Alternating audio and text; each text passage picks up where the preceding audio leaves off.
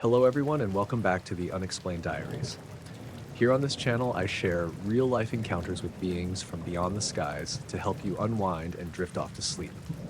Before we dive in, I would love to hear from you. Leave a comment and let me know where you're tuning in from. Now, find a comfortable spot, relax, and let's begin. I was out behind the house, same as most clear nights. It's not exactly pitch black here. We're about 15 minutes outside Topeka, Kansas, and you still get that orange haze on the horizon, but it's decent enough for planetary stuff. I don't bother with deep sky anymore, too much light pollution. But I can get good views of Saturn, Jupiter, and sometimes the ISS when it's in the right part of the sky. That night was calm. Mid-September, cool but not cold. I remember I'd made a mug of instant coffee and brought it out with me around 10:30. The dog stayed inside. She's getting old and doesn't care about sitting in the grass with me like she used to. I had the scope already set up from earlier, an older Schmidt Cassegrain I bought off a guy in Lawrence. Nothing fancy, but it's been reliable. I was mostly watching Jupiter that night. It was nice and high in the sky, and seeing was better than usual. I could make out the bands, even a hint of the great red spot when I first focused in. I'd been tracking it for maybe 20 minutes, making slow manual adjustments to keep it centered when the shadow crossed. Just a quick dark pass left to right, probably half a second tops, and it was gone. I pulled back from the eyepiece immediately. My first thought was a bird. Sometimes you get bats that swoop low, especially around dusk, but this was well after dark, and the path was too clean, not fluttery, just a smooth, sharp cut. I looked up at the sky with my naked eye. Nothing. No clouds, no plane lights, no movement. I even scanned around for satellites. I use an app for that, and I checked later too, but there was nothing predicted in that part of the sky at that time. Jupiter was nearly due south, maybe 50 degrees up, and there was no satellite scheduled to pass that close between 10:45 and 11:15. I went back to the eyepiece. Jupiter was still there, still sharp. Nothing unusual, but now I was alert in that weird way. Like when you hear a sound in the house and you're trying not to jump at the fridge cycling on. I kept watching for another few minutes, kind of half hoping it would happen again so I'd know it wasn't just my eye. Then the shadow crossed again. Same direction, left to right, maybe slightly faster. It looked a little more diagonal this time, not over the whole disk of Jupiter, just a piece of it, like something small but very close had moved between the lens and the planet. I pulled away again, stood up, turned in a slow circle to see if anything was in the air. Still nothing. Dead quiet. Even the usual bug sounds seemed muted. I checked the scope. The lens was clean, no fog, no debris. I looked around to see if a tree branch could have moved in the wind and crossed the view somehow, but I wasn't anywhere near trees. The yard's open, and the scope was pointed high enough that nothing on the ground should have factored in. I got my flashlight and swept the ground behind me. No animals, no people, just my chair and coffee mug. I sat back down and stared into the eyepiece again. Jupiter looked normal, but I had that weird feeling, like someone was standing just behind me, even though I was alone. This part's hard to describe. I didn't hear anything, and I didn't see anything move, but the air felt tighter, like there was pressure around my head. Not painful, not dizzy, just this sense that something had changed. Then I noticed the stars around Jupiter were gone. Not all of them, just the ones immediately surrounding it in the field of view. Normally, you can see at least a few background stars plus the Galilean moons. But this time, it was just Jupiter, nothing else. I adjusted the scope slightly, panned left, still blank. Panned right, finally caught Europa and Ganymede, but no background stars. Then, without warning, the whole image flickered. Like a half-second static flicker, like when an old CRT TV used to lose signal. It wasn't the scope. I wasn't touching it. The tripod didn't move. I pulled back and stared at the sky again. This time, I saw something. It was faint, almost like the shimmer you get off asphalt in the heat, but it was moving, high above, crossing the southern sky from east to west. No blinking lights, no sound. It looked like a distortion more than a solid object. Like something clear was passing through the air, but bending the stars behind it. I watched it glide across the sky for maybe 10 seconds. Then it stopped. Just froze in place, barely visible, hovering above the tree line. It might have been 50 degrees up, I can't say exactly, but it was roughly where I'd been pointed before. And then it vanished. Not zipped away, not faded, just gone. Like someone flipped a switch. I stood there, flashlight in one hand, just staring at where it had been. Nothing moved. I couldn't hear the road, I couldn't hear bugs, it was just still. I checked my phone for the time, it said 11:22. That struck me right away because I remembered glancing at the time right before the second shadow passed. It had been 10:53. I was sure of it. I'd looked because I thought about texting my brother to ask if there'd been any ISS passes that night. So, I'd lost nearly half an hour, and I hadn't moved. My coffee was still warm. I went inside, turned on every light in the kitchen, and wrote everything down.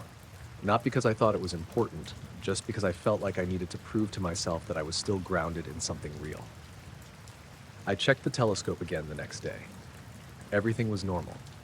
I tried pointing it at a few bright objects. Nothing blocked the view, nothing flickered. I even cleaned the lens again just in case. Later that week, I asked my neighbor if there'd been any planes or helicopters flying over that night. He said no, and he would have heard it if there had been. He's a light sleeper and has dogs that go nuts over anything louder than a lawnmower. I still stargaze. Not as often, but I do. I haven't seen anything like that since, but sometimes, when I'm tracking a planet or watching a satellite crawl across the sky, I'll catch myself flinching at every dark blur that crosses the lens, even if it's just a bug.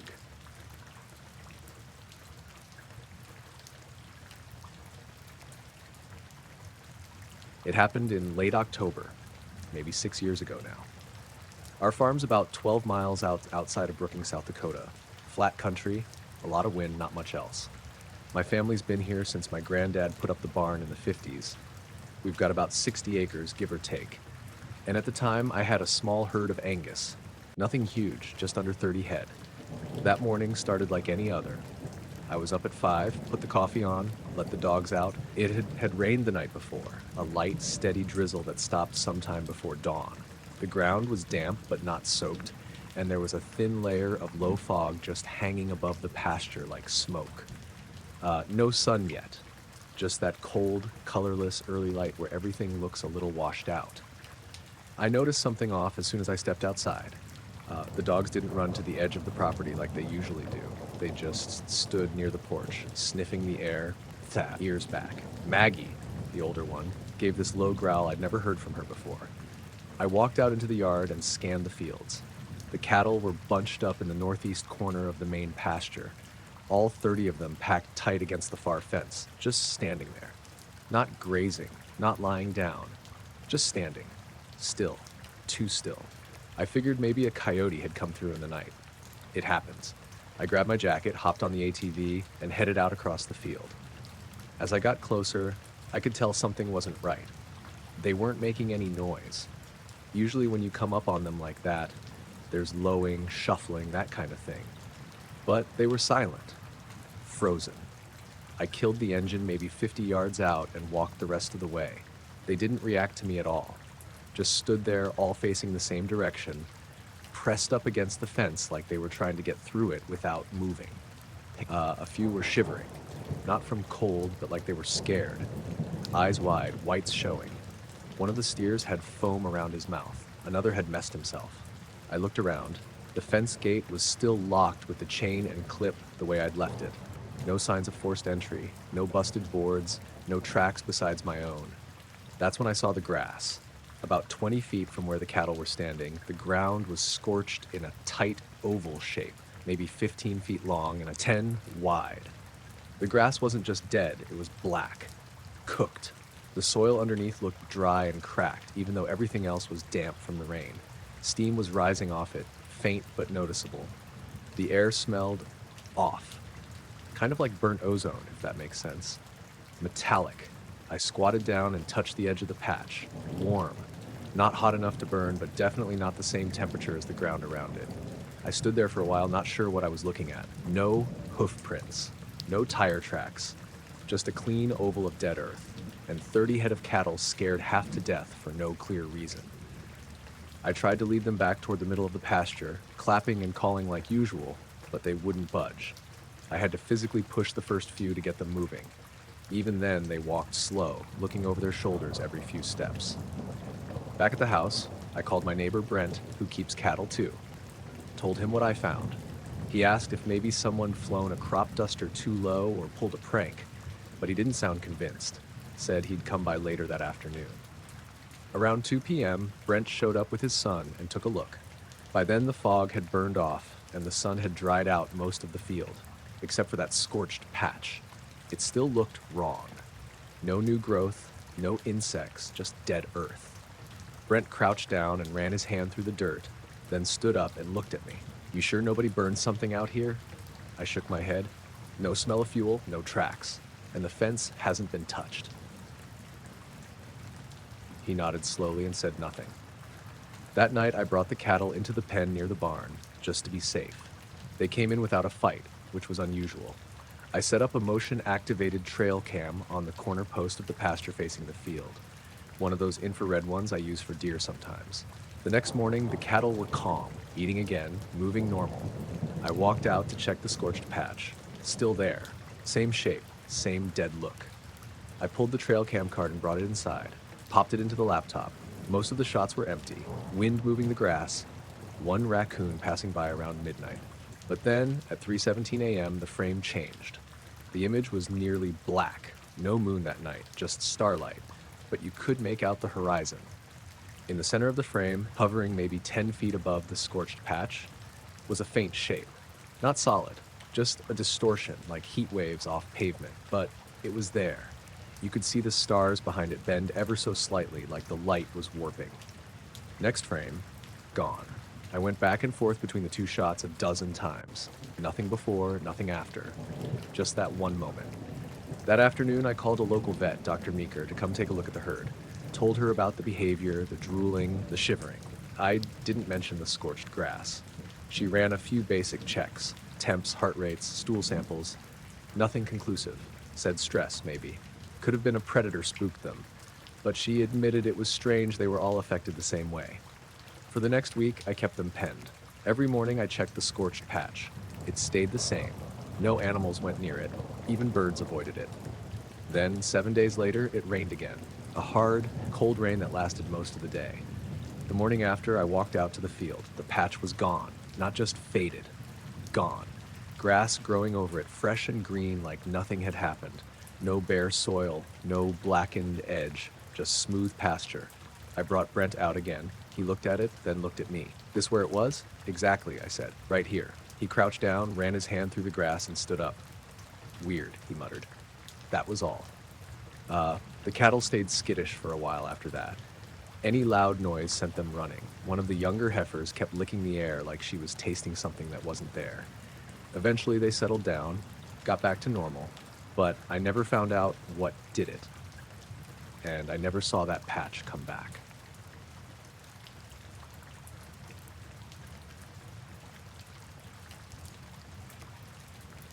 It happened in June, a couple years back.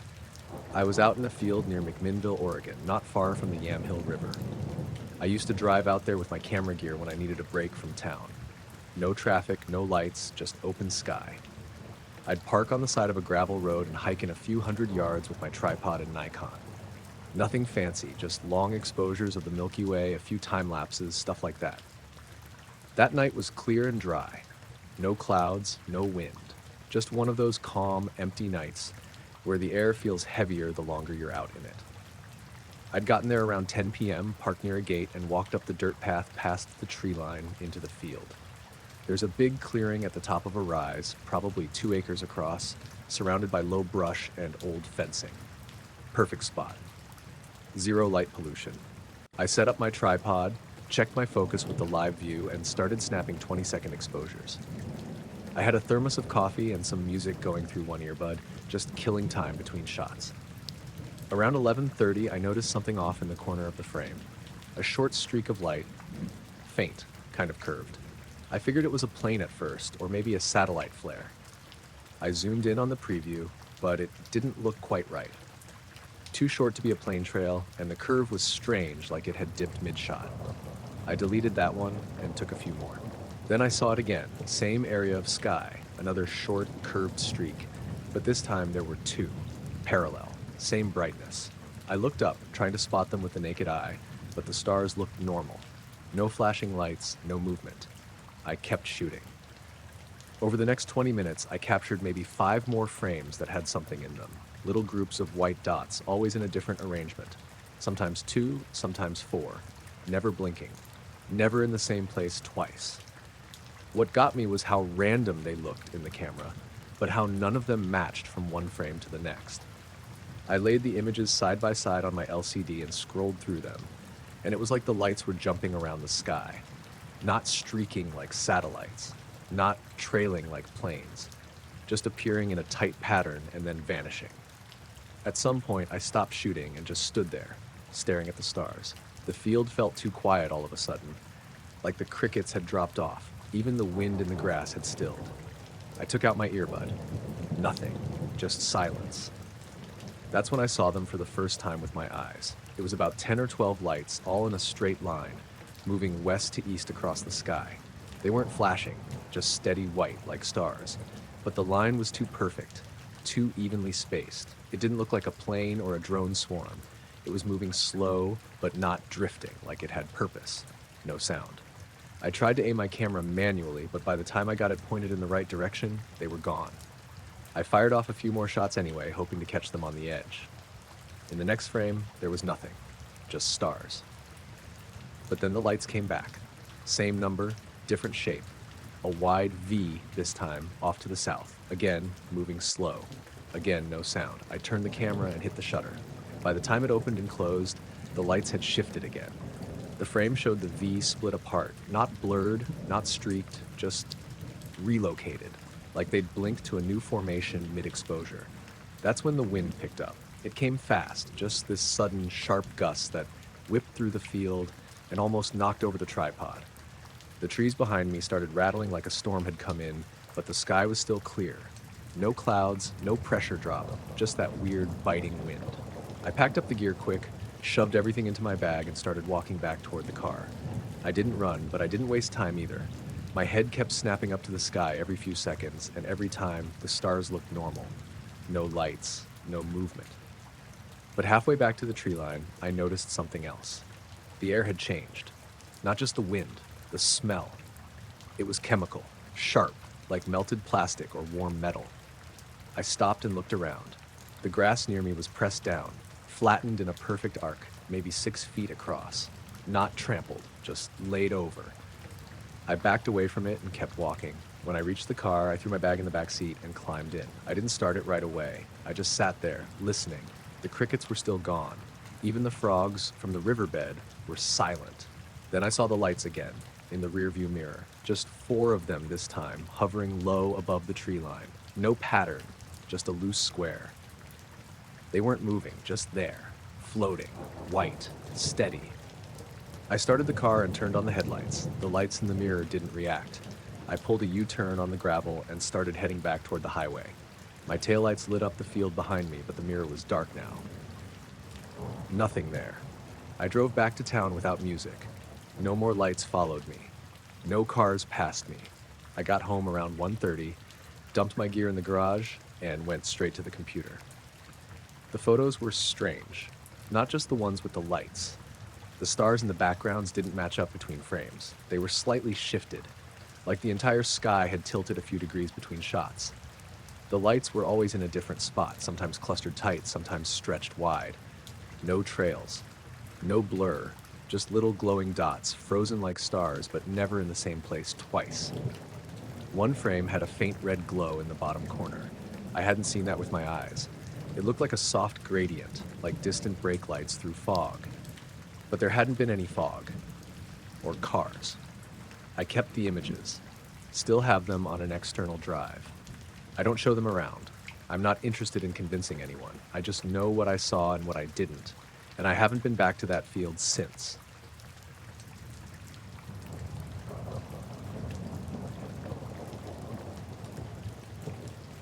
I was running a solo haul from Salt Lake to Fresno, cutting through Nevada overnight.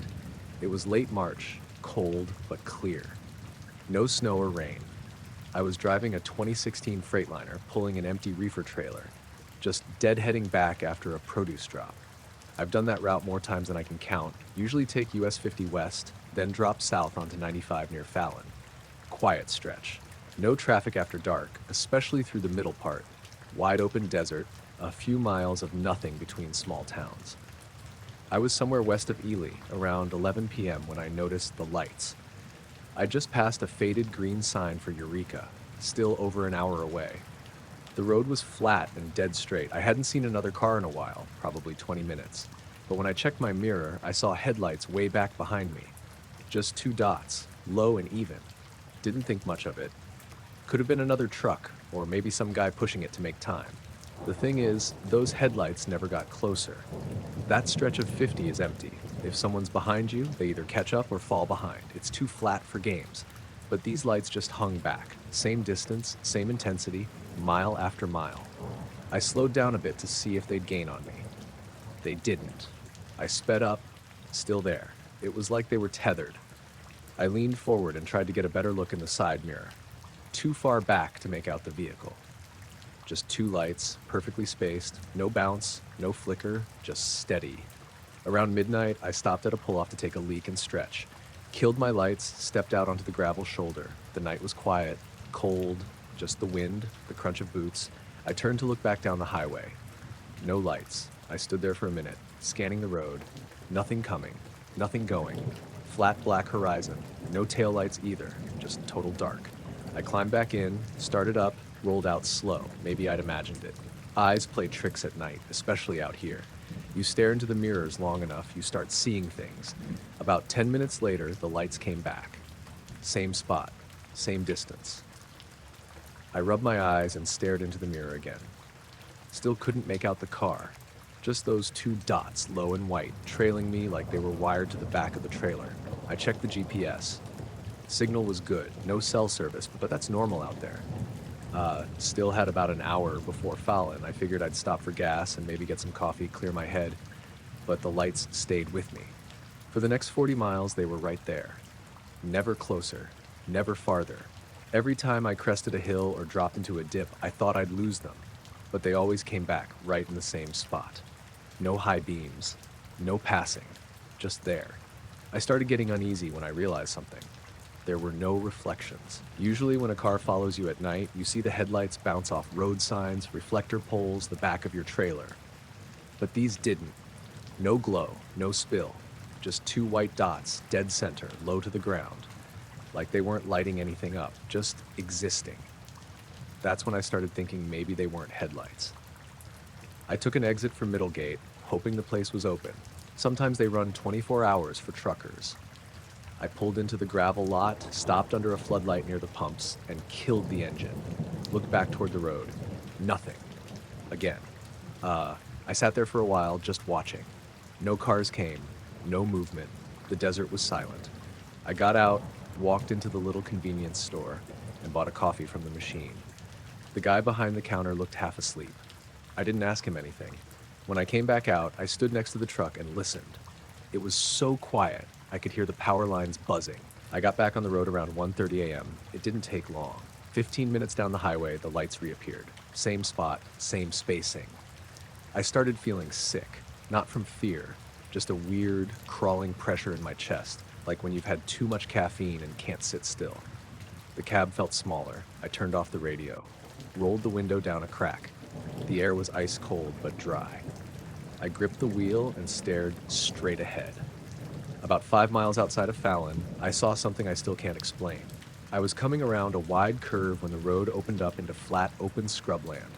No trees, no fences, just dirt and brush. The lights were still in my mirror, still steady. Then they started rising, not fast, not sudden, just slow and smooth, like an elevator or a balloon caught in an updraft. They came up above the level of the road, then higher. 10 feet, 20, maybe 30. Still two lights, still steady. They weren't swinging or drifting. They moved together, perfectly. No noise, just up. I pulled over, stopped the truck dead on the shoulder, killed the lights, rolled down the window all the way. The lights were hovering maybe 30 feet up, 100 yards back, just hanging there. Then they began to drift apart, still rising. They widened into a shape, not a line, more like a curve. Then a sharp angle, A triangle, maybe, or something close to it. I couldn't see any structure between them, but the pattern was too precise for coincidence. Then, they blinked out, not one at a time, not fading, just gone. Dark. I sat there for a long time, just watching the sky. Eventually, a pair of semis passed going the other way, and their lights jolted me back. I started the engine and drove into Fallon, got gas, sat in the lot for 20 minutes staring at the road behind me. Nothing followed. I didn't take that route again for a long time. Still don't, if I can help it.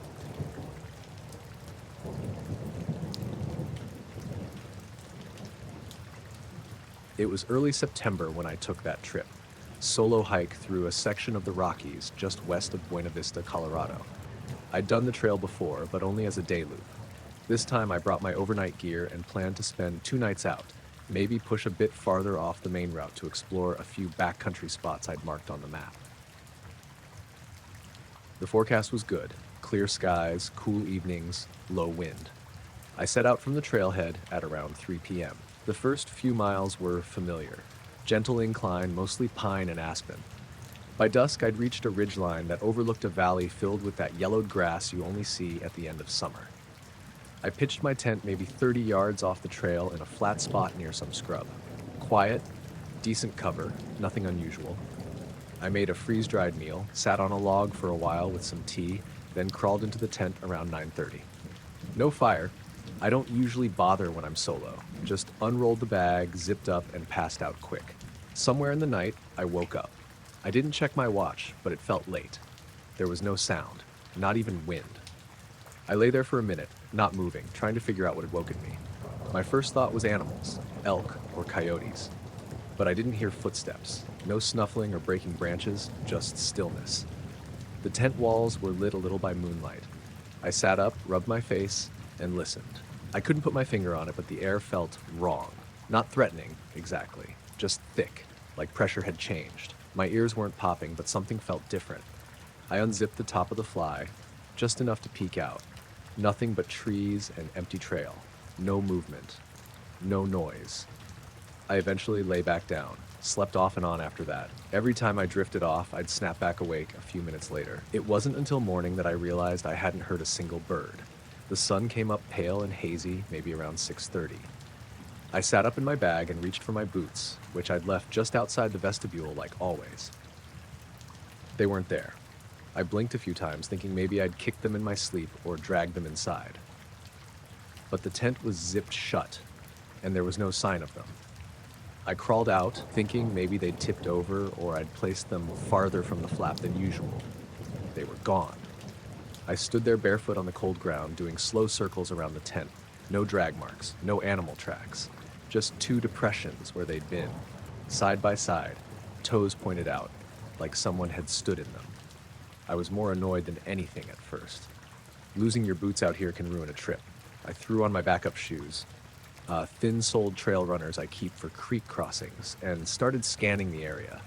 Figured maybe a curious raccoon or something had dragged them off, even though they were laced tight. After maybe 20 minutes, I spotted something down the trail, a little shimmer of movement in the distance. I headed toward it. My boots were there, about a mile from camp. They were placed neatly in the middle of the trail, standing upright, heels together, toes pointed straight down the path away from me. No dirt on them, no scuffs, just placed, like someone had set them there carefully, then left. I stopped maybe 15 feet away. My stomach flipped, just once, like when you miss a step. I scanned the woods on either side. Nothing. Dead quiet. I stepped forward slowly, crouched beside them. The laces were still double knotted, just like I'd left them. No signs of chewing, tearing, or dampness. No mud. It hadn't rained. The trail around them was undisturbed. I picked them up. They were warm. That stopped me. It had been a cold night. They should have been chilled through, especially sitting out here exposed. But the insides felt like someone had just taken them off. I put them on. I didn't want to, but I wasn't going to hike 10 miles back in trail runners. They felt fine. Dry. Normal. I walked back to camp fast, packed up even faster. By 9, I was already halfway back to the trailhead. I kept looking over my shoulder on the way out. Not constantly, but often. I didn't hear anything, but there was this weight to the silence. No birds, no squirrels, no flies. like everything had hit pause. About 2 miles from the parking lot, I passed a man coming the opposite way. Mid-30s, red jacket, lean build. We nodded at each other, and I almost didn't say anything. But right as he passed, I stopped and asked, "Hey, did you see anything weird on the trail this morning?" He looked at me a second longer than necessary, then said, "What kind of weird?" I shrugged and said, "I don't know, just anything out of place?" He shook his head. "No. You?" I said, "Not really." He kept walking. I reached my car a little before noon. I sat behind the wheel for a while with the doors locked and windows up, just sitting. The boots were on my feet. They looked totally normal.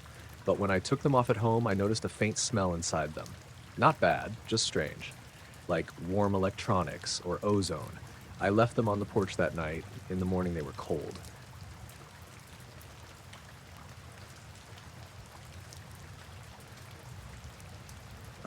We were up on the roof again, like we'd been doing all summer. My son, Nathan, was 10 then, just starting to get into astronomy. He'd read some book from the library about constellations, and now he was always asking to go up and look for the belt, or track Jupiter. I didn't mind. Our roof's flat, with a little lip around the edge, and the view's not bad for being in the suburbs. We'd throw down an old blanket, bring a couple folding chairs, and just sit up there after dinner with binoculars and a little telescope we bought off Craigslist. That night, it was clear and warm, maybe mid-August. One of those nights where the air doesn't move and the crickets are loud but not annoying. We went up a little after 9. Nathan brought his notebook. He was trying to map the phases of the moon, and I brought a couple sodas. He always insisted on writing down the time we started, so I know my watch said 9:13 when we settled in. He wrote it in his notes. I saw him do it. For a while, it was uneventful. He pointed out Vega and Deneb, and I showed him how to find the Big Dipper again, even though we'd done that probably 30 times already. He told me he thought he saw a satellite moving low in the west, but I couldn't spot it before it disappeared. I remember leaning back in my chair and looking straight up, not focusing on anything, just letting my eyes drift. Nathan was fiddling with the focus wheel on the scope, and then, this is the part I can't shake, there was a flash. Not lightning, not a shooting star. It was overhead and it filled the whole sky, just for a second. Not blinding, not loud. There was no sound at all, but everything lit up white-blue like someone snapped a giant camera right above us. I sat up straight. Nathan froze, hands on the scope, just staring upward with his mouth slightly open. I said, "Did you see that?" And he nodded without taking his eyes off the sky. We both looked around for a few minutes, scanning for movement or more lights or something. Nothing else happened, just crickets and quiet and stars like always. But it felt wrong, like the air had changed. Hard to explain, just this pressure in my chest like we were underwater. I asked if he was okay, and he said yeah, but he seemed confused. Not scared exactly, just off. I felt the same. I pulled out my phone to check if anyone had posted about the flash. I figured maybe it was a transformer blowing or a meteor or something, but I had no notifications and my phone clock said 9:26. That's what stuck out first. 9:26. But my watch said 9:17. I tapped it a couple times, held it to my ear, still ticking. Then I asked Nathan what time he had, and he held up his little Casio. It said 9:17 too. He frowned and looked at my phone, then back at his watch. "That can't be right," he said. "I just wrote the time." I took his notebook and flipped back. Sure enough, 9:13 p.m. start time, right there in his careful handwriting. My phone didn't have any missed texts or alerts. No outages in the neighborhood. We sat there a bit longer, both of us trying to figure out what we'd missed. But we didn't remember anything between the flash and me grabbing my phone. It didn't feel like time had skipped. We didn't feel groggy or out of it, but we should have noticed 10 minutes passing. We were both wide awake. There was no blank spot. Just flash, confusion, time discrepancy. Nathan started getting quiet. I asked if he wanted to go back inside, and he said yeah. But he kept looking up, like he was waiting for something else to happen. We climbed down the ladder, brought the gear in. I checked the house clocks. Microwave, stove, wall clock in the living room all matched my phone. Only our watches were behind. I set mine to match, told Nathan to do the same. He hesitated, then did. That night he asked to sleep in my room, which he hadn't done in years. I didn't ask why. We just left the window open and listened to the wind move through the trees. The next morning, everything seemed normal. No weird dreams, no weird marks, no memory gaps. Nathan asked if we could stargaze again that weekend, so he didn't seem scared anymore.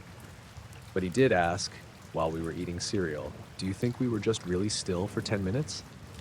I said maybe. I didn't really believe it. A few days later, he brought up the notebook again. He'd been going over his entries and pointed out something I hadn't noticed. In every session before that night, he always logged at least 2 or 3 objects: stars, planets, planes. That night, he only wrote the start time. No notes after. We tried to recreate it. Went back up the same time the following week, same setup, same sky, but nothing strange happened. We stayed up until almost midnight. Over time, we stopped talking about the flash. Life moved on. School started. He got into other hobbies. But every now and then, when we're out at night and he sees a bright light, he'll glance up a little longer than usual. I do the same.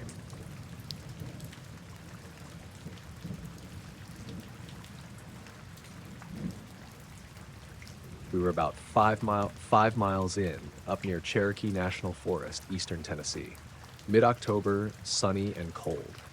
Leaves were just past peak, and the trail was scattered with reds and yellows that stuck to your boots when they got wet. It was me, Josh, and Alex, guys I'd hiked with plenty of times before. We weren't doing anything extreme, just a 2-night loop, enough to get away from work and phones and noise. The plan was simple: camp at Buckhorn the first night, cross over Ridge Gap the second, then come back down by the Fire Road. Weather had held steady all week, no rain in the forecast, and we made good time the first day. I remember we reached the old fire tower around 4, just before sunset, and climbed up to watch the light change. That part was normal. It was the second day when things got weird. We'd left camp around 9 a.m., aiming to make it over the ridge by early afternoon. The climb up was slow but steady. Josh was fiddling with his GPS the whole time, trying to track our pace, and Alex kept checking a paper map he'd laminated back home. I trusted them both. They were detail guys, always triple-checking bearings and coordinates. At one point, we hit a fork that wasn't on the map. Not unusual. Trails shift, signs fall, but both routes looked well-worn, and there were no blazes. Josh wanted to backtrack and find a clearer junction. Alex thought the left path looked more promising, judging by slope and direction. I pulled out my compass to get a better sense of our heading. That was the first strange moment. The needle spun, not wildly, not fast, just this slow, steady turn, like it couldn't decide on north. I tapped the face, thinking maybe it'd gotten bumped in my pack. It kept turning. I held it still in my palm. Still spinning.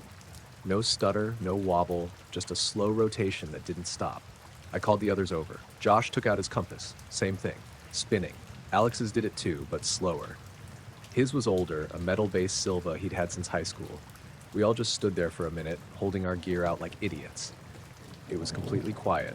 No wind, no rustling. I remember noticing that, how still it was. Usually you hear birds or squirrels in the brush, something, but this was dead silent. Josh started pacing in a circle, holding his compass out like a dowsing rod. It spun the same way no matter where he went.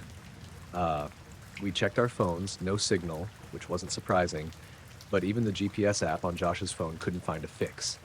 It just showed a blinking dot drifting around like we were floating in the ocean. We kept moving. No one said it directly, but I think we were trying to walk out of whatever this was. Maybe some mineral pocket under the ground was messing with magnetics. I've heard of stuff like that. But it wasn't just the compasses. After a few minutes, I started feeling pressure in my ears, like descending in an airplane, but slower, thicker.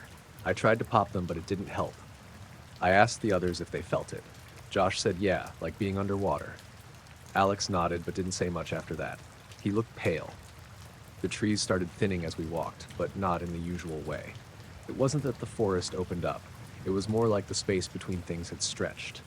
The distance between trees felt wrong, like a picture where someone widened the middle just enough to mess with your eyes. I stepped off the trail to pee and noticed the ground was dry as powder, even though we'd walked through dew that morning. I squatted down and picked up a handful. It crumbled like dust. No smell, no dampness, just dry, brittle earth. We passed through the strange patch in maybe 20 minutes. On the far side, the compasses stopped spinning. They didn't snap back to north, they just kind of slowed, then settled. The air felt normal again. Sound came back. Birds, wind, the usual forest hum. We didn't say much after that. Everyone seemed off. Josh checked his GPS again. It worked now, but it said we were about a quarter-mile south of where we should have been. Not a huge difference, but weird considering we'd walked a straight line, and the terrain hadn't changed that much. We made camp early that night, just before sunset. Nobody wanted to hike in the dark. We sat around the fire, cooked ramen, didn't talk much. I brought up the spinning compasses again, but Josh waved it off. Probably some freak magnetic pocket, he said. Alex didn't answer. He just stared into the fire and drank his instant coffee.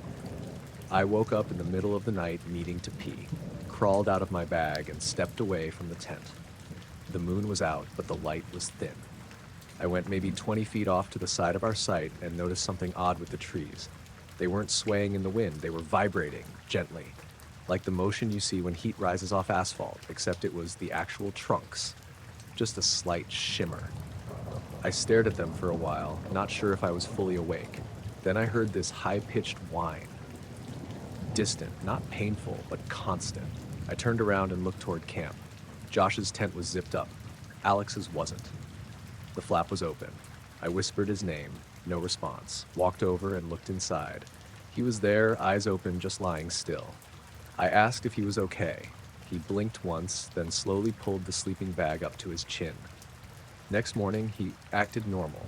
Made coffee, packed up, didn't say anything about the night before. I wanted to ask him if he'd heard the sound or seen the trees, but something told me not to. Josh didn't mention anything either, so maybe it was just me. We finished the loop that day. Weather held, trail was clear. When we got back to the car, I checked my compass again. It pointed north like nothing had ever been wrong. On the drive home, I asked Josh if he'd saved the GPS track. He said yeah, but when he pulled it up later, the section from late morning that second day was just missing. Not a bad signal, just blank. Like it hadn't recorded at all. I kept the compass. Still works. But every now and then, when I take it out of the drawer, the needle starts that slow spin again, just for a few seconds, and then it stops.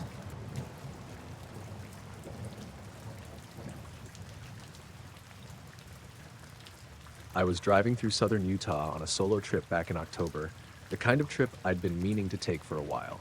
Just me, the open road, and a rented SUV.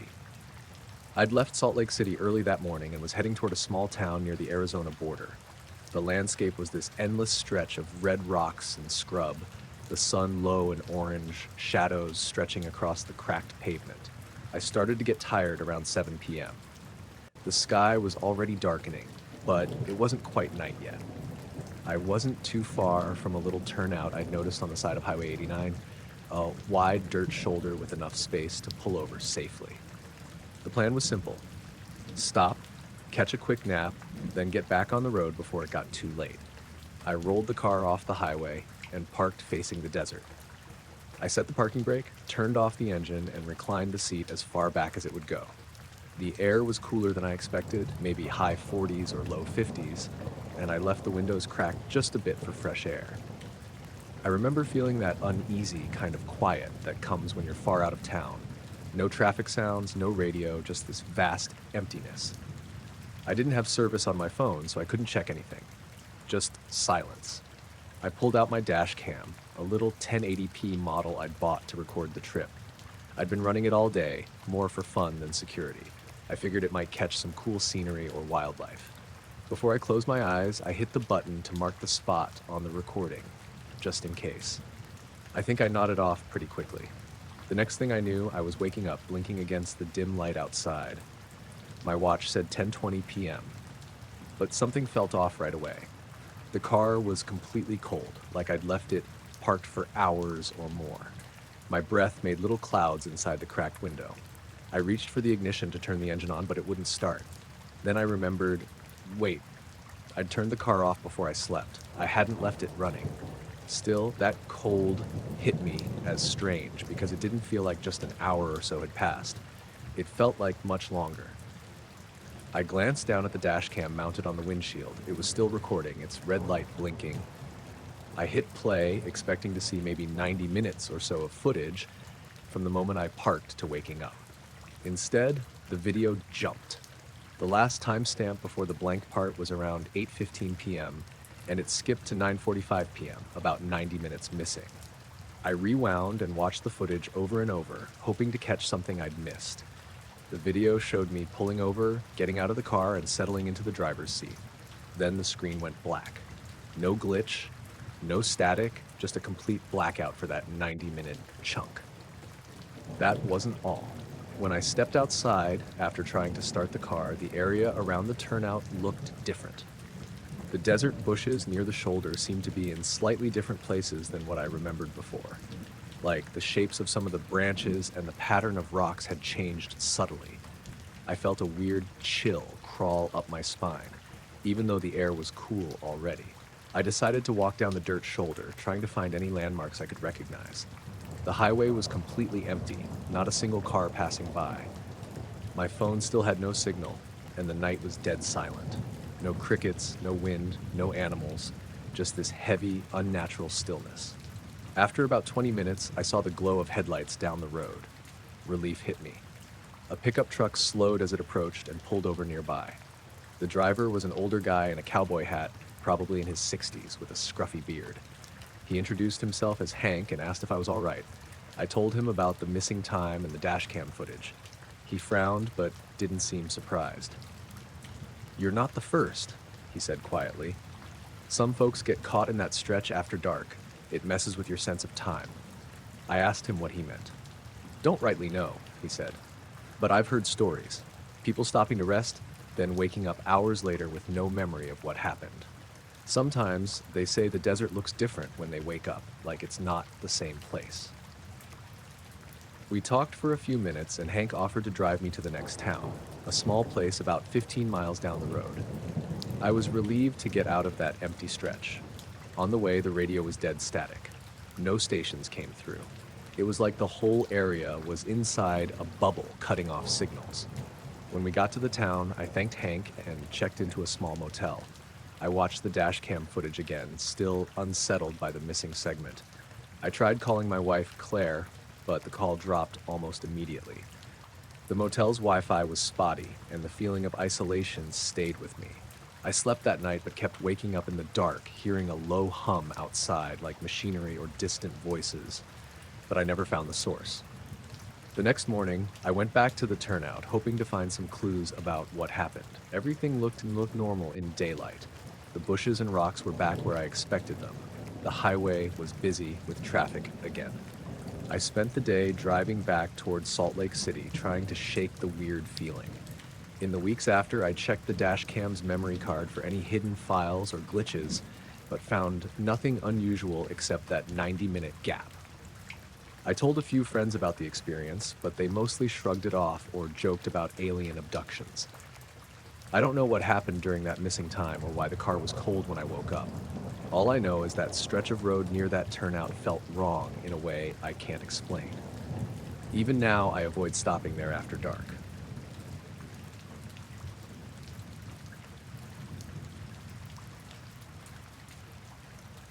I dropped into the mouth of Black Canyon just before sunset, leaned into the turn, and felt the bike settle under me. I'm Marcus Rise, ride a BMW GS, run a small metal fab shop back in Grand Junction.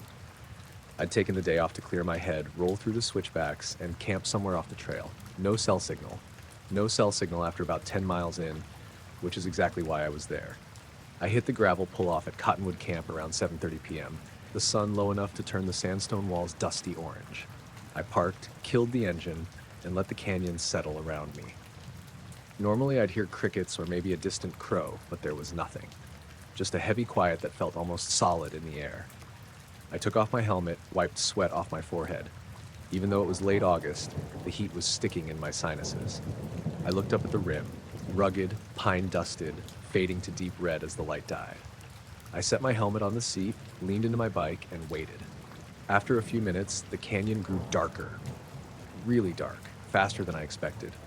The temperature dropped too, like someone had opened a freezer door above me. My breath fogged in front of my face. I took another ragged breath and shrugged. Cool night air, right? Then I felt it. A low vibration pulsing under my feet through the kickstand up into the seat of my pants. It was steady, almost like a distant motor idling, but there was no sound. I stood and looked around. No trucks on the service road, no helicopter or small plane in the sky. I glanced up. The first stars were out, tiny pinpricks in an inky sky. But somewhere above me, a shadow passed. It moved across the canyon mouth in a smooth arc, faster than a bird and slower than a plane. It blotted out the stars in a band maybe 50 yards wide. I squinted, but there was no shape, no wings, no fuselage. Just a moving darkness, a giant absence of light, sliding from left to right in perfect silence. Even the birds stayed still. I didn't hear a wing beat. My heart kicked up, but I stayed planted next to the bike, eyes on that dark patch. It moved at the same steady speed as the vibration, slow even. 10 seconds, 15? I couldn't say. When it cleared the canyon mouth, the stars blinked back in and the temperature eased a few degrees. I breathed deep and pushed my hair back. My radio crackled on my belt, normally dead on this road, and hissed static, then silence.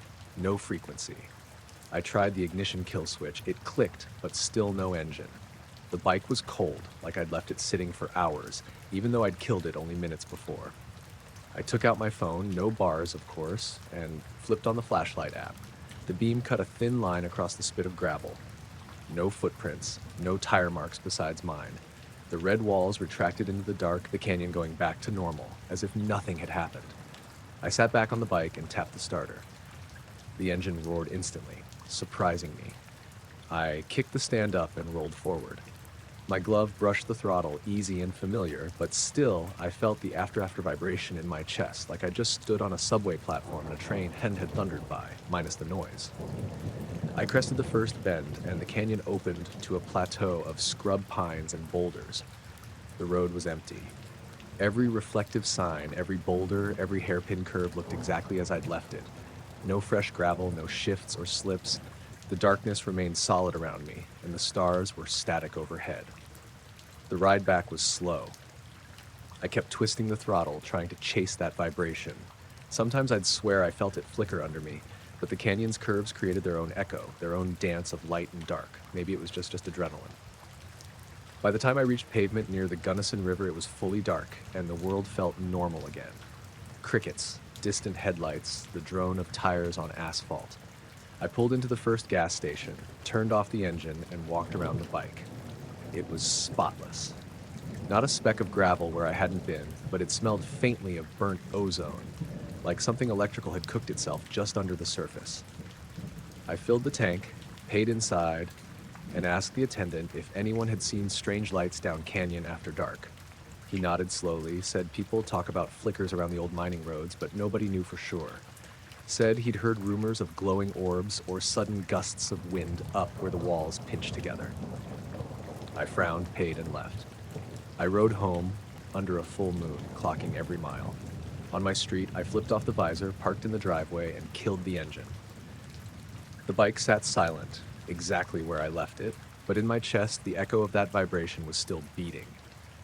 I headed inside without locking the door, booted out of my riding gear into silence.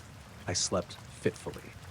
In the middle of the night, I woke to the sound of my own heartbeat and a distant hum, so faint I thought it was in my head. But when I sat up, the room was cool and the window was closed. I stared at the ceiling, then turned on the lamp. The shadows in the room looked oddly solid, like they were standing just beyond the bulb's rim. I flicked off the light and lay back, counting breath until I could drift off. Morning came too soon. I made coffee, sat on the porch, and looked toward the canyon. The sun was bright, the walls striped red and tan, glowing golden. The air was still, full of birdsong and wind in the pines. I poured the last of the coffee onto the ground, my habit, and stood there until it soaked in. I thought about going back, hiking into that gravel pull-off, checking for footprints or scorch marks or anything. But part of me didn't want to see. I climbed back inside, locked the door, and got ready for work. The vibration never came back under me, but sometimes when the wind hits the canyon in the right way, I catch a low, steady pulse in my chest, as if that silent shadow is riding along just beyond my sight.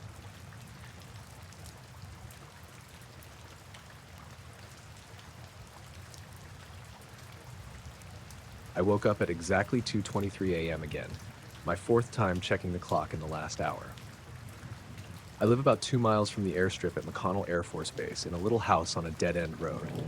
The lights inside are all off except the one over my kitchen table where I sit, coffee growing cold in a chipped mug. I'd been up for days, which I mostly blamed on heat and stress, but tonight something else caught my eye. I stepped out into the backyard, bare feet on the warm concrete patio. The air was thick and still, the kind of night where even the crickets aren't chirping. I looked up at Centerfield Hill, where the runway lights glowed distant and faint, but above them was the real sky, black and filled with pinpoints of light. I don't usually pay much attention to constellations, but at 2:23 a.m., everything feels new. That's when I noticed the first blink, just a tiny flash from what I thought was Vega. It lasted maybe a quarter of a second, barely enough to read on my coffee-stained clock, and then it was gone. For a moment, I thought maybe I'd imagined it or that a plane's strobe had reflected off an upper cloud layer. But the sky was clear. I leaned on the table and watched. Exactly 30 seconds later, another star flickered, this one in Cassiopeia's W shape. 3 sharp bursts, short, long, short. It looked deliberate. I checked my phone stopwatch and started timing. Another 30 seconds, 4 quick flashes from the same star. Then, 30 seconds later, 2 long ones. And again, 30 seconds later, 5 mixed pulses. I didn't think Morse code at first. I was just trying to stay awake. But then the shapes started making sense. I counted the bursts, and they matched no obvious message, but were unmistakably patterned. I rubbed my eyes and flicked on the small porch light. The yard flooded yellow, but the light overhead kept blinking. I stood up straighter, heart thumping. 0 insects, 0 wind, 0 ambient movement, only that soft, distant glow from the runway and these deliberate flashes. I dug my cheap binoculars off the table. When I looked through them, the flashes sharpened into neat little pulses. No trailing streaks, no color shift, just silent on-off. I held the stopwatch again, counting the intervals. Each kept to 30 seconds exactly, like clockwork. But then something changed. After the 6th pulse group, the next blink came at 29 seconds, then 28, then 31. The pattern's timing wavered slightly, as if the source was struggling to keep the tempo. I started jotting down the lengths on a napkin. Dot, dash, dot, dot, dot, dot, dash, dot, dot, dot, dash, dot. The shapes never repeated. I waited another minute, blink, 3 dots, 2 dashes. I waited again, blink, 4 dots, 3 dashes. Each group was different. I glanced back at the coffee. Cold. The backyard still felt sealed off from the world, like this was a pocket where only I existed. I couldn't hear any planes overhead, no distant hum from the base, nothing from the road behind me. The only movement was the flicker of that star. After maybe 15 minutes of this, a new sound came. My phone's vibration against the table. I hadn't touched it. I picked it up, no notifications. The screensaver was active, showing the lock screen clock, which read 2:46 a.m. My watch said the same. I wondered if the pattern was telling the time, but after staring at it for a second, the watches blinked back to normal and the phone fell silent again. I set the phone down and turned off the porch light. I wanted my eyes adjusted, but darkness made me feel even more exposed. So I stood under the dim glow of the kitchen window, watching a different star now, one that hadn't blinked before. It stayed perfectly steady. Then, without warning, every star in the sky blinked out for half a second, like someone zapped a switch, and then they came back. Only one flickered differently, a pale green this time, in a pattern. Dash, dot, dot, dash, dash. I raised my hand to my mouth, catching my breath. That color, it was wrong. I blinked, and it was white again, as if nothing had happened. My back and shoulders felt tense. I thought of calling the base's noise hotline, but I didn't have a direct line. And what could I even say? There's a star blinking Morse code out here. I pictured the duty sergeant's laugh. I didn't have a camera that could capture crisp enough light. The next blink came after about 50 seconds. My chest tightened. I checked my watch again. 2:55 a.m. The pattern was longer now, 9 pulses, every half second exactly. My stomach dropped when one of them stretched past half a second, almost 1 full second, then snapped back. It pressed in on me, like leaning into a painting that's trying to pull you through. I thought maybe I should head inside, but my legs felt like they'd forgotten how to walk. I was rooted by something in the sky, something deliberate and unblinking. After that long pattern, the next came in 2 minutes, only two dots. Then, 20 seconds later, a single dash in deep red, even though the star had always been white. My eyes watered from staring. I kept shaking my head. 20 seconds later, I saw nothing. 30 seconds later, a tiny white pulse. It was like infinity in one direction and zero in the other. Nothing I'd ever seen made sense here. Finally, around 3:12 a.m., the runway lights blinked off.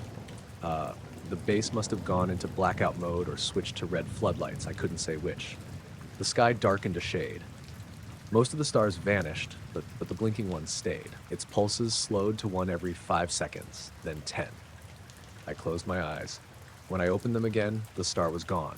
No trace, even when the rest of the sky reappeared a minute later. The runway lights flickered back on. The crickets started up again, cautious at first, then louder. There was the faint rumble of an F-16 taking off somewhere beyond the trees, engines spooling into life. I looked at my phone, 3:17 a.m. I took a deep breath and walked back inside. I poured the last of the coffee down the sink and sat at the table, napkin full of dots and dashes in front of me. Everything outside was quiet but normal. Lawnmower resting by the fence, mailbox swinging in the slight breeze, the windows of the base bungalows lit dim red. I've tried matching the sequences to letters, to numbers, even to prime patterns. Nothing lines up. Every time I step out at night now, I feel the stars watching, waiting for me to catch the next blink. The clocks have stayed normal, and I haven't slept much since. But I keep checking the sky, hoping one pattern will repeat, so I can finally know what it was saying.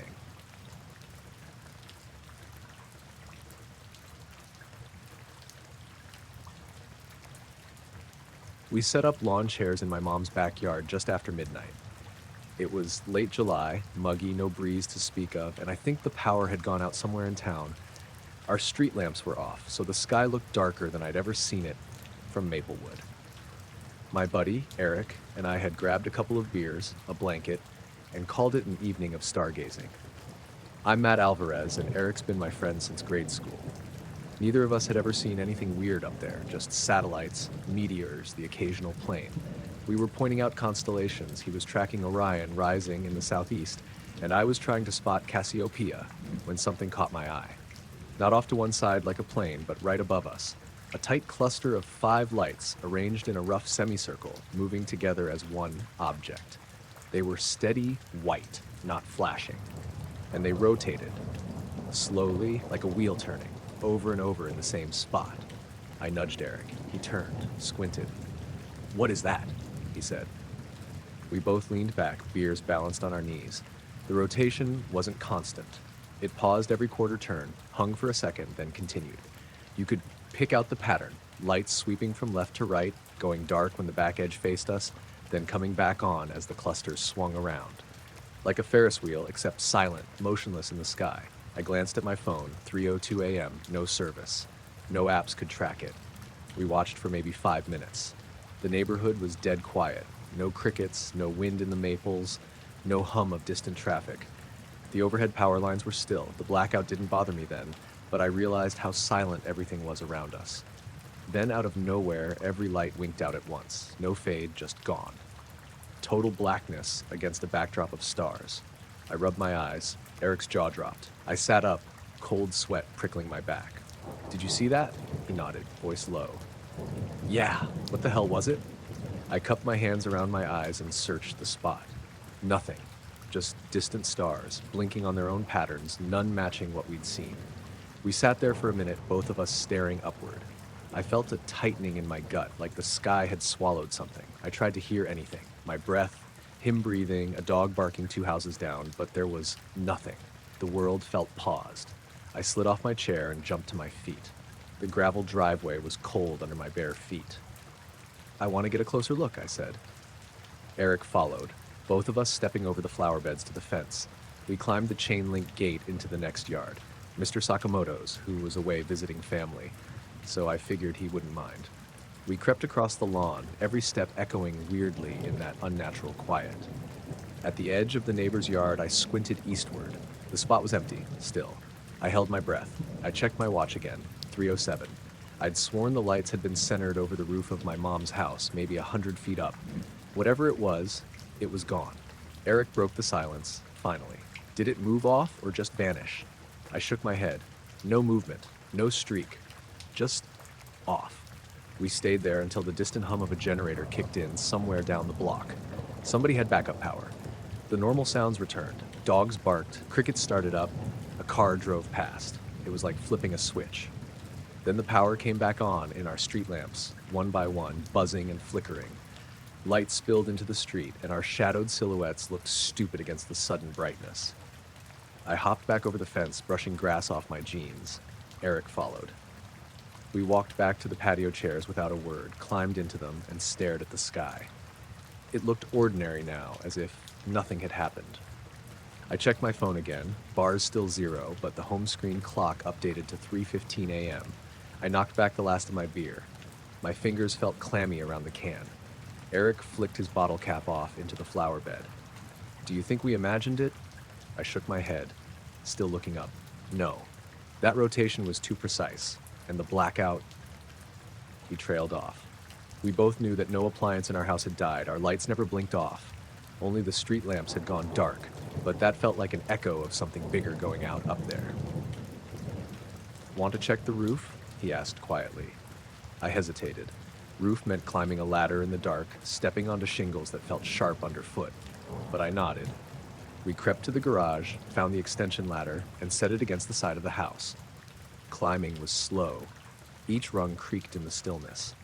When we got to the top, I swung my leg over, sitting on the edge, legs dangling off the gutter. Eric followed. From up there, we had a clear view east over half the neighborhood. The sky was just stars. Nothing out of the ordinary, no planes, no blinking. Our street was a thin ribbon of light, interrupted by dark patches of trees. I shivered. Not from cold, still sticky from the evening heat, but from something else. I leaned forward, shoulders hunched. Maybe it's some test drone, Eric muttered, but his voice wavered. Something the Air Force is flying.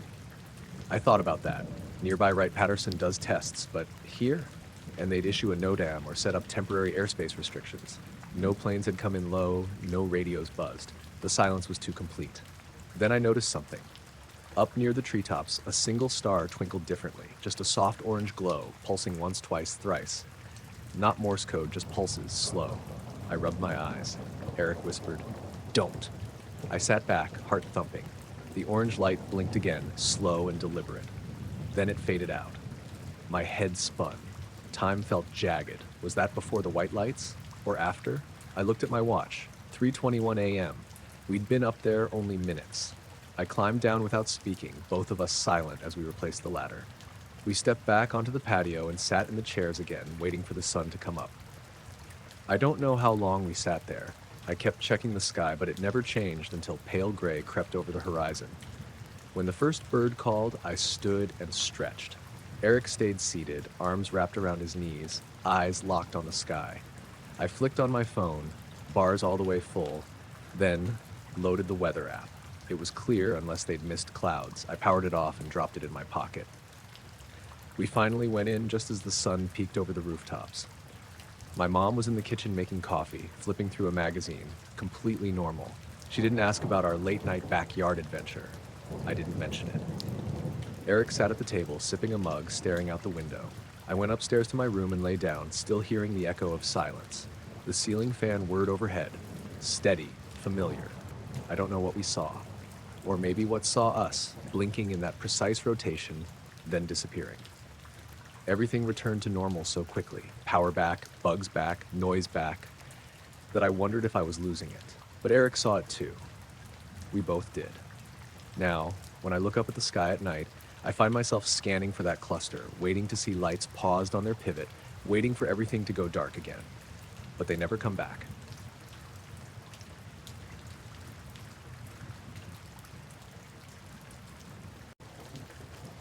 I set out before first light, snow crunching under my boots, tracking a doe I'd glimpsed the evening before. It was late January, just after a cold front had passed through northwestern Montana. The wind had died down, leaving behind a fresh inch of powder that coated everything. I dropped my pack and knelt at the edge of the clearing where I'd parked, breathing in the sharp, pine-scented air. My name's Carson Hale, and I've hunted this stretch of Forest Road 6111 for years, but that morning felt different right away. At first light, I found the tracks, hoof prints, two front, two back, spaced like she'd been moving at a steady walk. I followed them into the pines, careful not to rustle branches or break twigs. The trees arched overhead, branches heavy with snow, and early rays of orange sun filtered through, lighting the trunks like lanterns.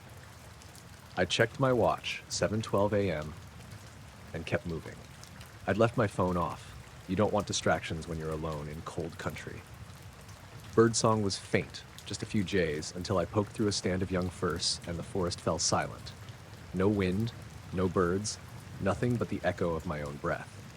I scanned left, then right, expecting a buck or even a coyote, but nothing moved. The only sign I saw was a small depression in the snow, no tracks, just a shallow bowl like something heavy had rested there. I shrugged and walked on. The doe tracks led me downhill to a frozen creek bed.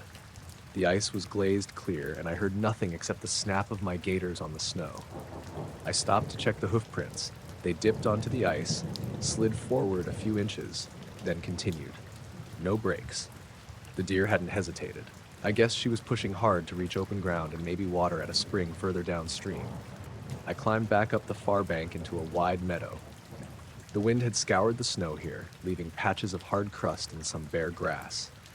I followed the prints past a cluster of rocks where ravens had been scavenging. Their droppings dotted the snow, but no fresh pellets or feathers, just an empty calm. I shivered, unzipping my jacket to grab another layer, even though I wasn't cold yet. About halfway across the field, I noticed something odd.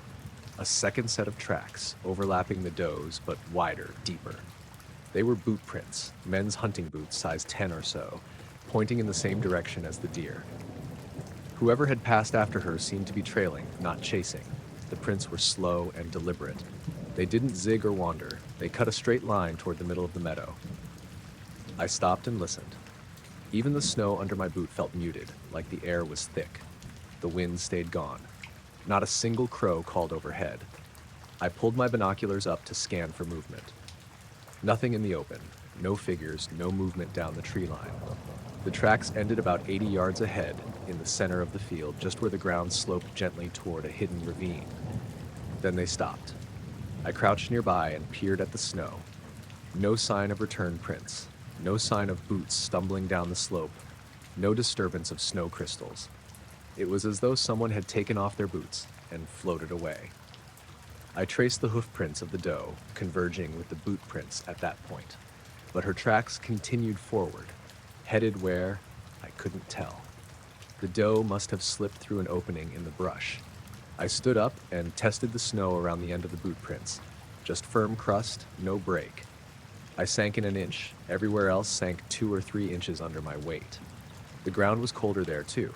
I held a gloved hand an inch above the surface and felt a sudden draft like a mini blizzard trapped under the crust. I backed up, uneasy. My heart was thumping, but I forced myself to lean in again. I looked for twig breaks or tiny scraps of cloth, anything. I saw nothing. I lifted snow to check the grass below. Untouched. I dropped the snow back in place. No footprint, no hole. I should have backed away then, but curiosity kept me rooted. I grabbed my GPS to mark the spot. It read 48.291 degrees N, 114.0498 degrees W. Save that, I thought. I panned the horizon, pines to the north, a hill to the south, the rest of the world hidden under snow. No cabin lights, no road noise, silence. I took a cloth from my pack and unraveled a strip to mark the spot around a nearby stubby tree. Tie it high, remember this place. The cloth snapped in the windless air. Even that sound seemed loud. I stepped backward, then turned to follow the doe prints again, but noticed they curved south, skirting the meadow's edge and heading into thicker woods. My stomach twisted. I'd lost the deer, but I didn't want to return to the forest alone. The scene in the open field felt too empty, like something was watching from the trees beyond. Dread crept in slow, like ice spreading under my collar. I shifted my pack higher on my shoulders and followed the doe tracks out of the meadow, boots crunching in the old snow.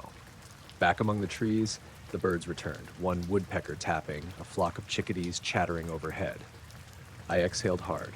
The forest regained its routine, its life. I snapped a branch to test my gun zero. Nothing unusual. I told myself it had been a hunter who'd turned back, or a hiker who'd lost his way and gone off descending. But the tracks ended too cleanly, too intentionally. No explanations felt plausible. I kept moving downhill toward the creek again, partly to stay balanced and partly to hide my faster heartbeat. By the time I reached the tree line from the clearing where I'd parked, the sun was higher, 9:10 a.m., according to my watch. I'd been out nearly 2 hours.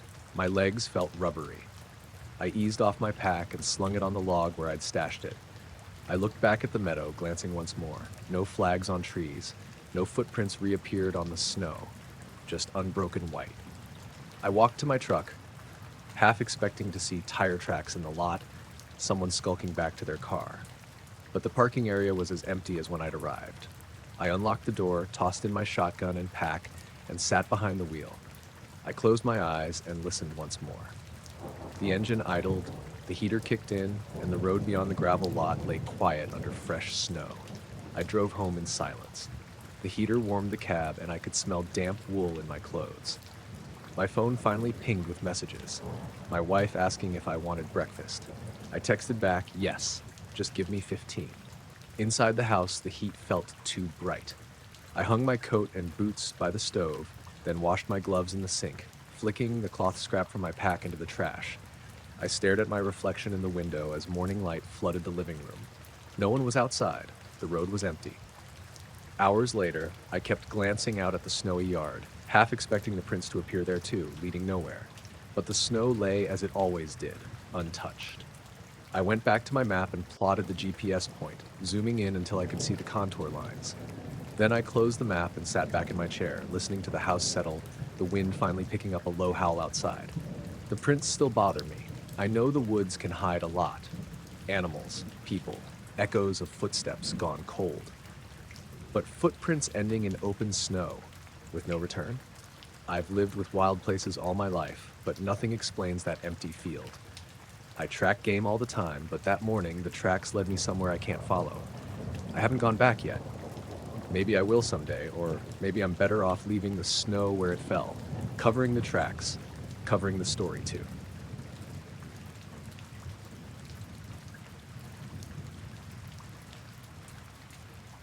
I opened the project at 2:14 a.m., yawning so hard my jaw ached.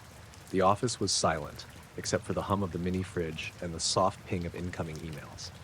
I'm Greg Johnson, part-time drone operator for Skyview Aerials.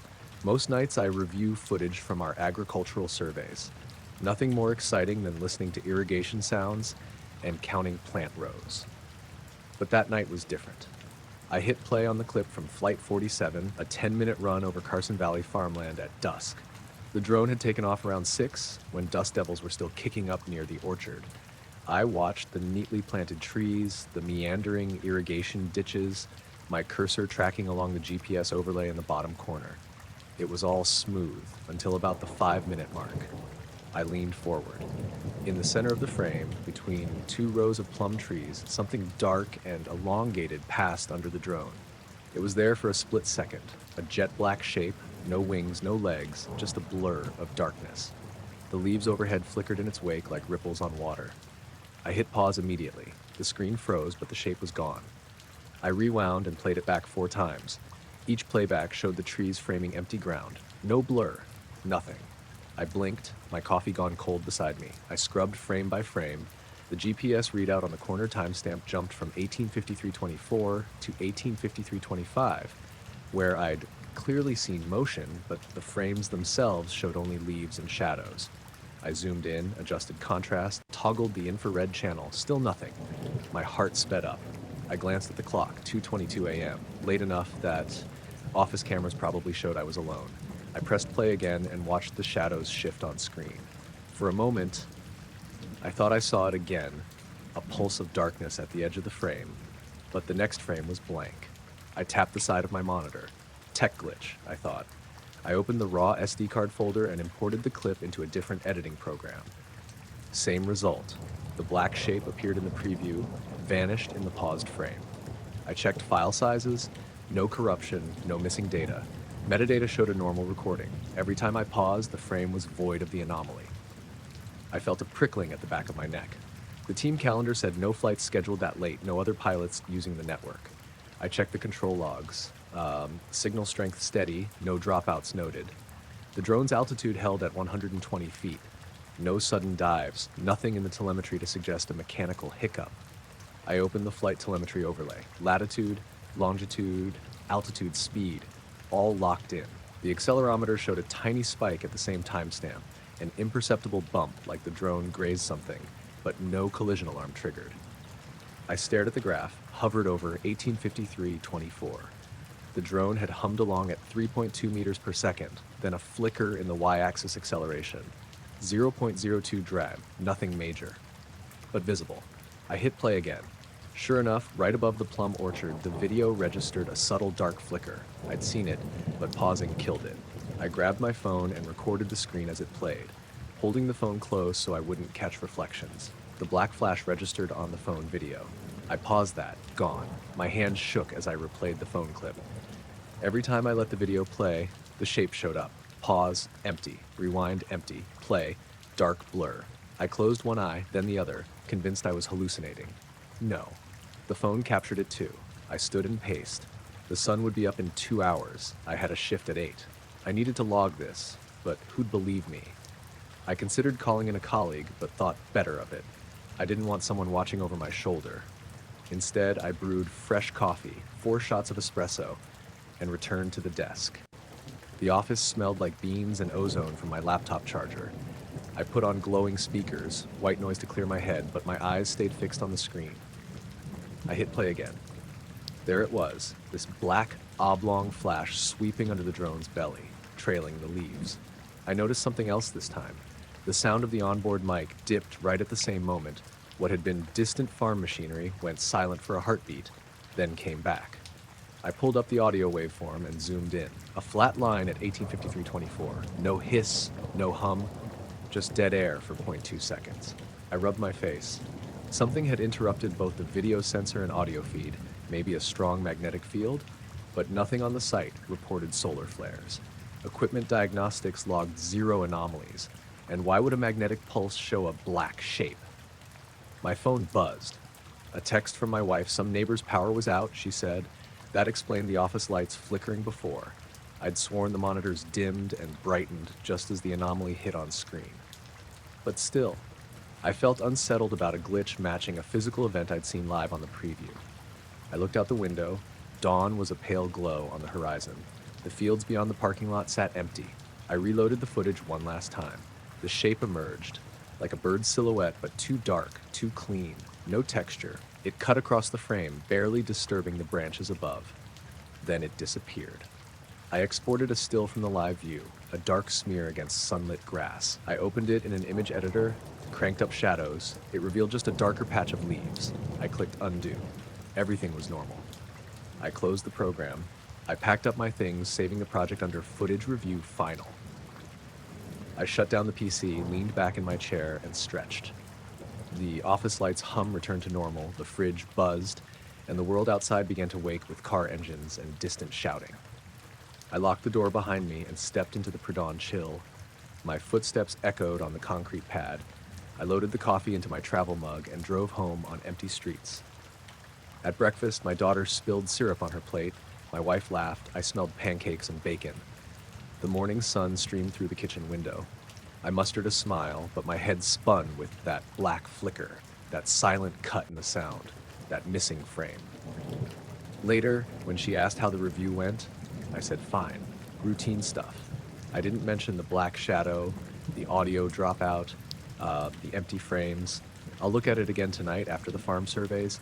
There'll be more footage. Maybe it shows up again or maybe not. I don't know what I saw under that drone. All I know is that some things leave no trace when you try to hold on to them.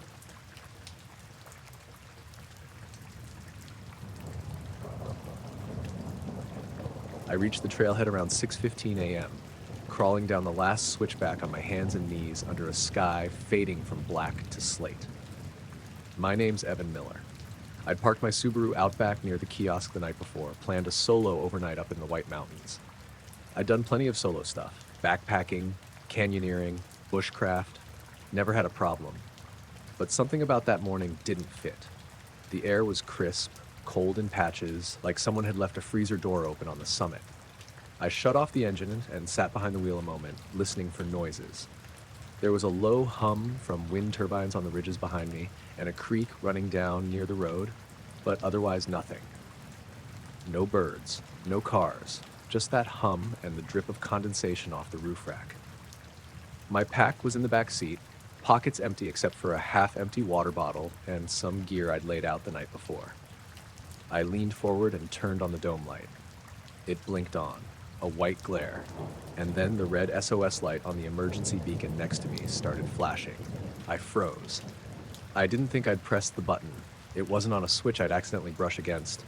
On a pelican clip inside the center console tucked beneath my jacket, I grabbed it with gloved fingers. The bezel felt colder than the rest of the interior. I hit the switch off. The blinking stopped. I set it down and clicked the light off, but my heart was already pounding. I looked at my watch, 6:18 a.m. I thought I'd turned off that beacon when I left the car the night before. I'd made sure at least. Why would it activate while I was asleep or while I was hiking? My head was spinning with questions, but I needed answers fast. I popped the hatch and grabbed my GPS unit from the cargo net. I'd kept it tracking the route all night, just in case. I powered it on and watched the map load. A blue line from the trailhead up to the ridge crest, then down into the cirque, then back up again, and finally over to my car. That's where it got weird. Between 1:07 a.m. and 2:55 a.m., the trail line strayed. I hovered over the map, a straight vector off the established path into the trees for almost 2 hours. It cut through unmarked terrain, crossing a faint drainage, shading in small ravines before rejoining the main trail about 30 yards below my campsite. I stared at the screen, fingers trembling. I hadn't been off trail, not that I remember.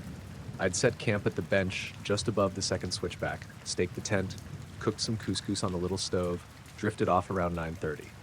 No midnight snack, no bursts of insomnia. Nothing in my memory matched disappearing for nearly 2 hours. I shut off the GPS, shoved it in my pocket, and snapped the hatch down. My legs felt like lead. I slid into the driver's seat, zipped my jacket tight, and stared at my reflection in the rear window. I looked too alert for having just woken up, too wired. I rubbed my eyes and took a deep breath. I climbed out and circled the car, checking tires and lights, anything that looked off. Everything was normal. No dents, no scratches. The softshell beacon's magnet had held it in place. I should have heard it buzz when it turned on, unless it happened while I was away from the car, not inside. My phone buzzed in my pocket. A text from my partner, Lily. "Good morning. You up?" I tapped reply. "Yeah. On way home." I didn't mention the beacon or the GPS. How could I explain that I'd apparently hiked off trail for 2 hours without remembering it? I started the engine. Smooth. The heater kicked in, filling the cab with warm hum. I shifted into drive and rolled onto the gravel, following the road back to pavement. My mind kept returning to those missing hours. What had I been doing? Why was the beacon on?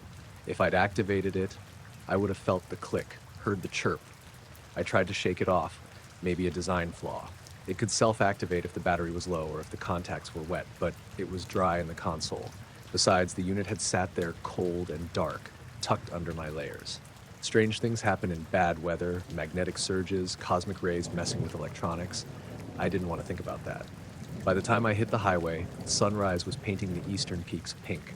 I dialed Lily, hands steady now, the engine rhythm lulling me. She answered after 2 rings. "Hey," she said, "you okay?" "Yeah," I said, "just got back, heading home." "You sound off," she said. "Long night?" "Good hike," I lied. "Got some rain up there, but nothing serious." She said, "Okay," but didn't press. I drove on, cresting a small hill, looking back at the white mountains behind me, receding into sunlight. At a diner 20 miles down the road, I pulled in and killed the engine. I stared at the emergency beacon on the passenger seat. The red light was off now. I wanted to toss it in the trash, but I knew I couldn't. I downed a coffee and a plate of eggs, watching steam curl up from my cup. My hands were steady again, but my head throbbed with questions. I paid the bill, walked back to the car, and tossed the beacon into the glove box. I threw the glove box shut and slid back into the seat. I stared at the glove box door. Its latch felt solid. I drove the rest of the way without music. Home felt ordinary. Mail in the box, Lily on the porch with the dog. I climbed out, walked past the rhododendrons, and saw my pack drying by the deck rail. She came up behind me. "You're back early." She handed me 2 mugs of tea. Her blue eyes were bright. "Good trip?" "Sure," I said. I took a sip, set the mug down. She didn't ask any more. I didn't volunteer what happened. Instead, I started unpacking the car, slippers in hand, the beacon forgotten on the console above the glove box. Later, as dusk settled and stars appeared over our rooftop, I thought about going back to that GPS track. Maybe something would jog my memory. But when I opened the glove box, the beacon was gone. Just an empty compartment, no trace. I checked my jacket pockets, the back seat, under the floor mats. Nothing. The only sign it had ever been inside was the faint imprint on the console edge. I closed the lid, pressed on the latch. It clicked. Solid. I stayed out on the porch until the moon rose, the night air still and cool. Somewhere up there on that ridge, I'd walked off the trail. Where exactly, I couldn't say. I'd activated my beacon, though I'd never felt a thing. The forest held its secrets tight, and I'd come home with one more.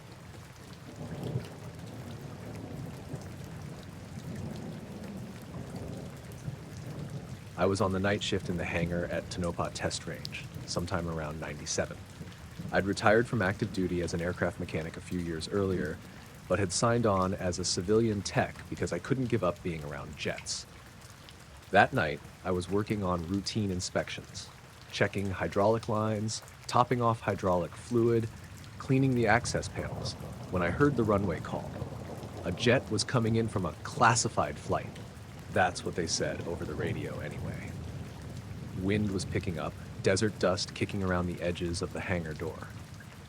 I turned off the overhead lights and leaned on my toolbox to watch the landing lights slice across the runway. We never got details on what they flew out there, but every few weeks we'd service a plane that came back from somewhere beyond the public flight plans. When the jet rolled in, the roar of the engines rattled my teeth.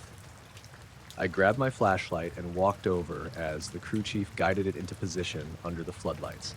I'll never get used to how a jet engine sounds when it's shut down, like a giant exhaling all at once. The noise dropped into this low cough, then silence. I crouched next to the open engine bay, ready to check the oil and turbines. That's when I saw it, dark streaks on the inner walls of the compartment. At first, I thought it was just dust mixed with exhaust residue, but the streaks weren't random. They looked like someone had drawn jagged lines with a blowtorch from inside out. I shone my flashlight on the metal skin. The aluminum was bubbled, warped in places, like it had been superheated on the inside. Not just the exhaust cone, this was up by the fan section, near components that never get that hot under normal operation. I ran my gloved finger along one of the lines. The metal peeled away under slight pressure, like burned wood. The crew chief, a guy named Sal, glanced over my shoulder. "You see that?" he asked, voice low. "Yeah," I said. "Never seen heat scoring like this before. Must have run hot as hell in there." He shrugged. "That's why it's classified." I wiped sweat off my brow and checked the temperature probe. Ambient in the hangar was only in the mid-60s, but the steel around the engine bay was still warm to the touch. Not enough to burn me, but way hotter than a jet should be after sitting 10 minutes shut down and cooled. I fumbled for the infrared gun and pointed it at one of the warped panels.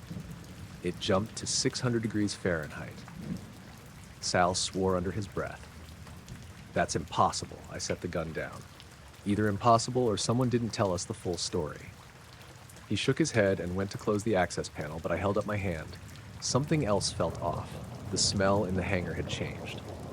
I'd been around jet fuel and hot metal for 20 years. This was different. Acrid, but not fuel. More like burning plastic mixed with ozone. I leaned back and looked up at the tail. Painted number was half masked by black squares. No one knew what the real code was. It looked normal otherwise. A single-seat fighter with swept wings, the same shape we'd serviced a dozen times. But having all that heat inside the bay, nothing in the flight manual covered it. I asked Sal if he'd checked the logs. He shrugged again and headed for the computer terminal. I followed. The flight log said takeoff at 0100, landing at 0245. No problems reported, nothing out of the ordinary. Flight time was listed as 4 hours, but the timestamps between waypoints were blank. Waypoint data's missing. I said. He pinched the bridge of his nose. That's to keep it classified. We only get what they feed us.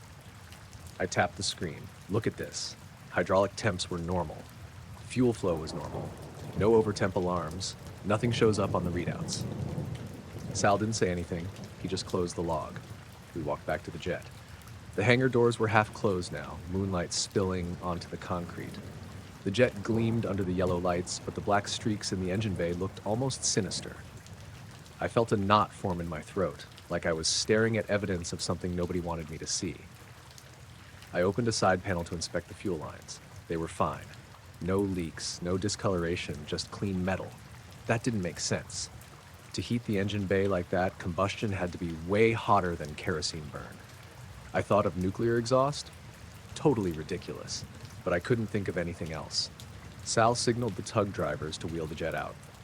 Before they hooked up, he gave me a look.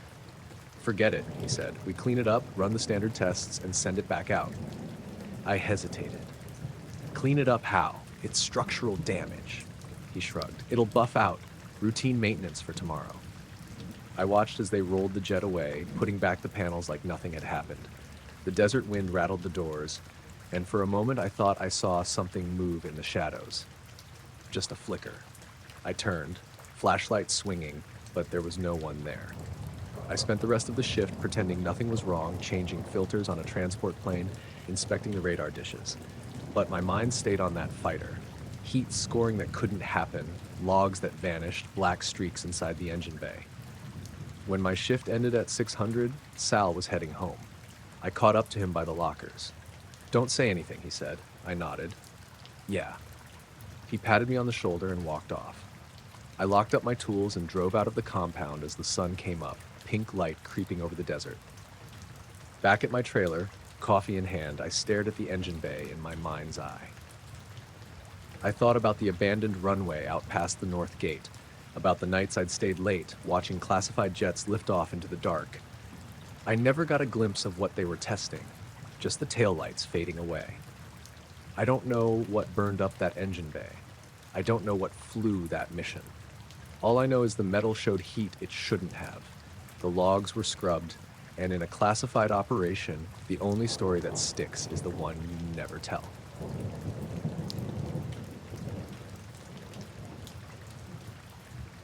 I've been fishing on Lake Cascade near Donnelly, Idaho for years. It's one of those quiet, tucked away places where the mornings feel like they belong to you alone. Early fall, the air starts getting crisp and the lake's usually alive with bugs, frogs, and whatever fish come close to the surface. But one morning in late September, everything was off enough that it stuck with me. I woke up around 4:30 a.m., the sky still mostly dark with a faint glow from the eastern horizon. I like to get out on the water before dawn so I could set up quietly and have a shot at the best fishing before the heat and wind kicked in. The lake was mirror smooth when I pushed off from the shore in my little aluminum boat. No breeze at all. That's normal. What wasn't normal was how silent it was. Usually, even before the sun comes up, there's a low hum of bugs buzzing near the water's edge. Sometimes you hear frogs or birds starting to wake up, but this morning there was nothing. Not a single insect moving, no birds calling, not even the usual skitter of minnows near the boat. The water didn't ripple except where my oars cut through it. It felt almost frozen, like time had slowed or paused just for that stretch of lake. I kept rowing toward my favorite spot near a little cove where fallen trees reach into the water. That's where the fish like to hide. I'd been coming here every fall for years and never seen the lake this still. Then, out of the corner of my eye, something caught my attention. Just beneath the water, maybe 15 feet from the boat, a soft white glow appeared. It wasn't bright like a flashlight or a lantern, more like a gentle light that seemed to pulse slowly, like it was breathing. It lasted for about 3 seconds, just long enough for me to freeze in place and blink a couple of times. The glow didn't move or change shape. It was just there under the surface, spreading a little, then fading away. I reached for my flashlight to shine on the spot, but when I did, the light was gone, and the water looked perfectly normal again. No ripples, no fish darting away, no bubbles, nothing. I sat there, boat still rocking gently, trying to make sense of what I'd just seen. My hands were shaky, which surprised me. I've been out in worse conditions and stayed calm, but this was different. I pulled out my phone to check the time, and when I unlocked it, the battery was at 12%, even though I'd charged it fully the night before. No idea why that mattered, but it felt like another weird detail. I tried fishing a while longer, but the lake never really came back to life. The bugs stayed quiet, the water stayed unnervingly still. I caught a few fish, but even they felt sluggish, like the whole place was just waiting for something.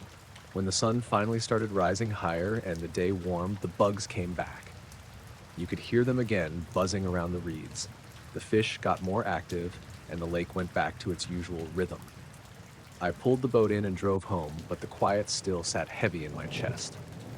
That night, I went over everything I could remember, trying to figure out if I'd been imagining things or maybe tired. But the details were too clear. The light was definitely there. I thought about going back the next day, hoping I'd catch another glimpse or figure out what it was, but I didn't. It felt like whatever it was had been a moment just for me, and maybe only then. I've told a couple of friends about it, but no one really had a good explanation. Maybe some deep water glow from bioluminescent critters, they said, but I fish here all the time and have never seen anything like it. I don't know what the light was, or why the lake went so quiet before and after it appeared. But every now and then when I'm out there before dawn, I keep looking beneath the surface, just in case.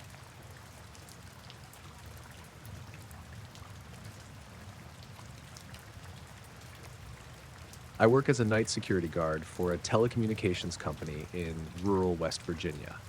My job's mostly uneventful, patrolling the tower site, checking equipment, and making sure no one's trying to climb the fence or mess with the gear. The tower is out in the middle of nowhere, surrounded by thick woods on all sides. I usually like the quiet. It's peaceful, away from the city noise. But one night last November, something happened that I can't explain, and I keep coming back to it in my head. I started my shift at 10 p.m. It was a chilly, clear night with a slight wind that rustled the tree branches. The full moon was bright, lighting up the forest around the compound with this cold silver glow. I grabbed my flashlight, my radio, and headed out for the first patrol. The tower itself is about 200 feet tall, with red safety lights blinking steadily every few seconds. It stands in a clearing about the size of a football field, surrounded by a chain-link fence topped with barbed wire. Around midnight, I was sitting in the small security hut by the gate, sipping lukewarm coffee and scanning the horizon through the big windows. The site has cameras mounted all around, feeding back to my monitor. Usually it's just trees and maybe a few deer wandering around, but that night I noticed something odd. A small light appeared above the treetops, about halfway up the tower's height. It was faint, but definitely there, moving slowly and steadily from left to right. At first I thought it might be an airplane, but the light wasn't blinking like an aircraft beacon, and it was too low to be a plane passing overhead. I grabbed my binoculars and aimed at the light. It didn't have any shape I could make out, just a small glowing orb drifting silently across the sky. Then it happened again. The light moved back to the left side and passed over the tower a second time, exactly the same path and speed. It was like it was looping. I blinked and checked the camera monitors. Nothing. The screens showed a clear, empty sky. No light, no orb, no movement at all. I thought maybe I was imagining it, or there was some kind of glare on the window, so I switched to the exterior cameras mounted on the tower itself. Nothing showed up on any of them. Then, the light came back, crossing the tower a third time. This time I was sure I saw it clearly. It moved in perfect loops, slow, smooth, like something programmed to follow a set path. I felt a strange mix of curiosity and unease. I pulled out my phone to try and record it, but oddly, the light vanished before I could get the camera ready. I checked all the security footage from the past hour. No light, no motion, just the usual empty sky. I called the daytime technician on the radio, but there was no answer. I was alone out there, with this silent, dark forest pressing in all around. I went outside to the base of the tower, hoping to get a better view. The cold air smelled like pine and damp earth. The moon was bright, but the spot where I saw the light felt oddly darker, like it was absorbing the moonlight. I stayed there for maybe 10 minutes, but nothing else appeared. The forest was quiet except for the wind in the branches. When I got back inside, I started going through the footage again, frame by frame. I noticed something weird. Each time the light was supposed to pass, there was a faint distortion in the pixels, like a ripple or shimmer, but no actual object. I felt a creeping chill, even though the room was warm. I kept wondering if someone was playing a prank, but there's no way anyone could get near the tower without me knowing. I wrapped up the rest of my shift, still looking out for that light, but it never came back. Driving home that morning, the sky was starting to brighten with the early dawn. I kept glancing in the rearview mirror, half expecting to see something follow me. Nothing. When I got back to my apartment, I looked at the security footage on my laptop again. I even showed it to my roommate, Mark. He said it looked like static or some camera glitch. I wanted to believe that too. But I can't shake the feeling that I saw something real, something that was there but not there, moving in that impossible pattern, repeating 3 perfect loops like a silent dance.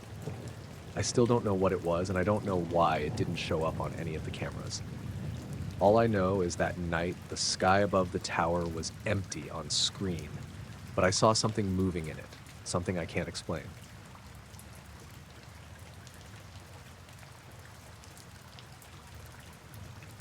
I was camping alone out in the Mojave Desert one weekend in late October.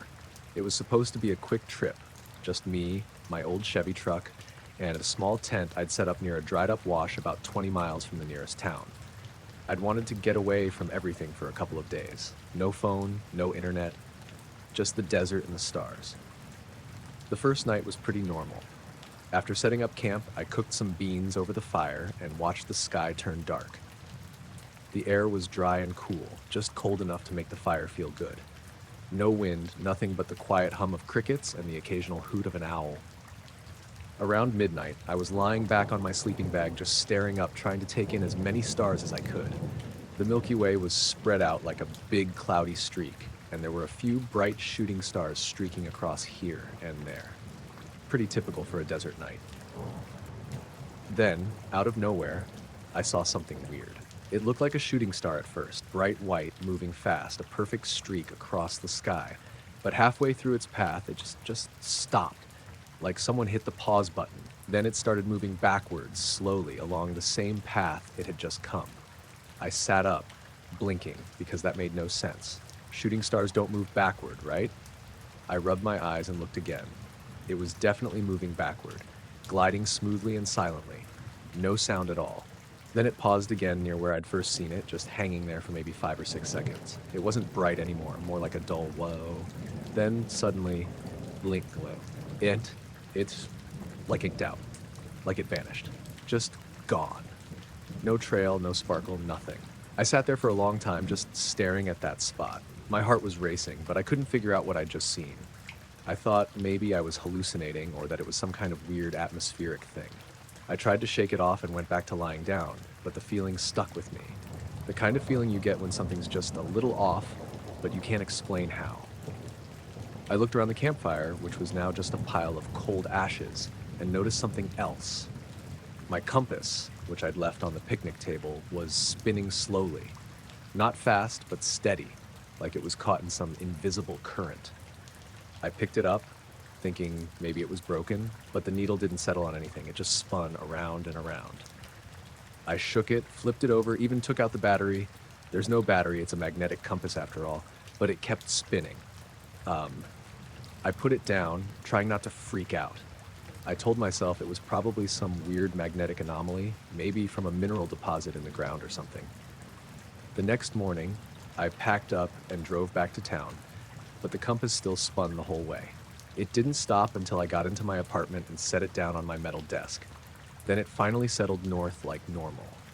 I didn't want to think too much about it, but the whole trip felt strange after that. Like the desert had this invisible boundary where normal rules didn't apply. And that shooting star, it wasn't just a shooting star. It did things no meteor could do, with no sound and no trail. I don't know what it was, but I'm pretty sure it wasn't something from this world.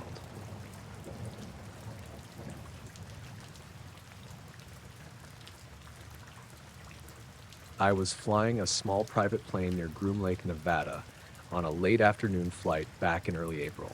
The sky was clear with just a few wisps of cirrus clouds, and the air was crisp but calm.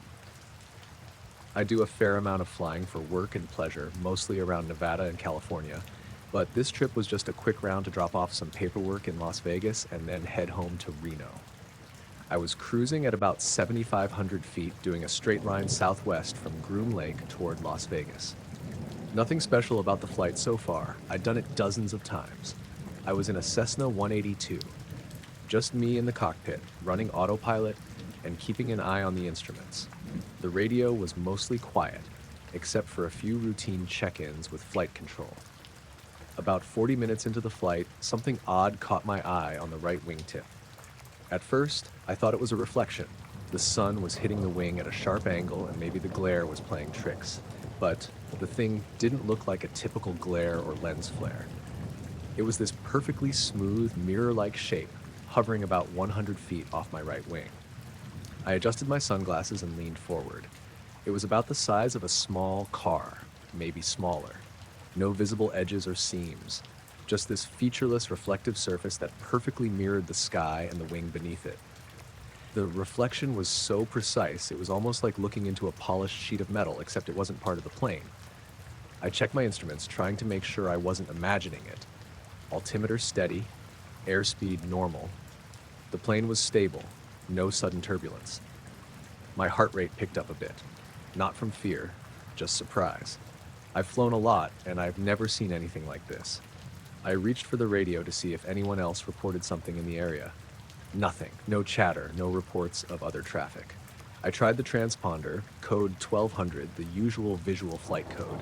The radar was quiet, no blips anywhere near me. I pulled back the throttle a bit, watching the object as it kept pace exactly with my wingtip. It didn't move around or flicker. It stayed perfectly positioned, matching my speed and heading, almost like it was locked in. I turned the plane slightly to the left, testing if it would break formation. It didn't. The object mirrored my moves, holding its position relative to the wingtip with flawless precision. I grabbed my phone and tried to film it through the small side window, but the reflection on the glass and the speed of the plane made the image useless. Just a blur of sky and wing. I put the phone down after a few seconds, realizing this wasn't something I could capture well. For what felt like several minutes, maybe 5 or 6, the thing stayed there, completely silent, no engine noise, no lights, no vibrations, just this smooth, mirror-like shape floating beside me. The sky behind it reflected perfectly, but I could never catch a glimpse of anything inside or behind it. I tried calling flight control again. Control, this is N123DP. Do you have any traffic in my vicinity? No response. Then I checked the onboard radar scope. It was blank. No targets within a 20-mile radius. I was trying to rationalize what I was seeing. Was it a drone? But it was too big and too smooth, and I didn't hear any engines or see any propellers. Could it be a weather balloon? No. Weather balloons don't hover like that or keep pace exactly. Could it be a refraction of light or some atmospheric effect? I'm no scientist, but the sky was clear, and the thing was so well defined. After about 7 minutes, the object started to slowly pull away, moving backward relative to my wingtip. It shimmered briefly, then disappeared into the distance as if it vanished. I felt the need to verify everything again, but my instruments and plane felt fine. No warning lights, no system faults. When I landed in Las Vegas, I immediately checked the FAA traffic logs for that time. No unknown aircraft or unidentified radar blips. The tower controller told me nothing unusual had been reported. I told the people I flew with about it, but most just laughed it off. Must have been some weird glare or your mind playing tricks. But I kept thinking about how clear and solid it looked, and how the compasses and instruments didn't glitch at all. Driving home that night, I noticed a subtle hum in the car's stereo system. Not coming from the speakers, but something faint beneath. I turned everything off, and it stopped. In the following days, I kept checking my flight log and the instruments on my plane. No errors. But sometimes, late at night, when I look at the wingtip, I swear I can feel that strange presence again. Like something's watching, just out of sight. It's the only time I've ever seen something that clearly didn't belong in the sky. and yet left no trace anywhere but my own eyes.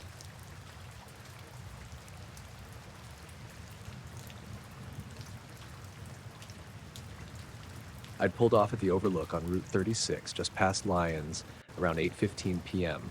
I remember the time because I'd sent a text to my sister when I got there, a photo of the view, all purple and orange with the last bit of sunset behind the mountains. She replied with a thumbs up. I didn't answer after that. It was mid-June, warm enough that the car windows were down, but not too buggy yet. I'd driven up from Boulder after work to clear my head. No real reason. I'd been doing that a lot lately, just taking random drives after dinner, letting my phone shuffle music, stopping at whatever trailhead or pull-off felt right. This one was empty except for my car. A gravel turnout with a wooden rail and one of those old information boards with faded writing about elk migration. I parked front-facing the valley, engine off. No plans, just sat there, arms crossed on the steering wheel, watching the colors fade out. Maybe 10 minutes passed before I noticed the light. It wasn't bright, just a soft glow off to the left above the tree line. Pale blue, steady. I assumed it was a helicopter at first. There's a medical flight route that passes through sometimes, but it wasn't moving like one. It was just sitting there, totally still. Not wobbling, not blinking, no red or green markers, no noise either. I thought maybe it was farther off than it looked. A drone, maybe. Or a star behind thin clouds. But when I leaned out my window and looked again, it was lower than I thought, and closer. The trees below it were lit faintly, like a dome of soft light was falling over that section of the hillside. Just enough to see the tops swaying a bit in the breeze. Everything else around me was quiet. No cars coming, no wind where I was. I kept watching. Maybe 2-3 minutes went by. I was just about to take a photo when it moved. It didn't tilt or drift, it just pivoted in place, like a cursor on a screen. From facing one direction to another, no in between.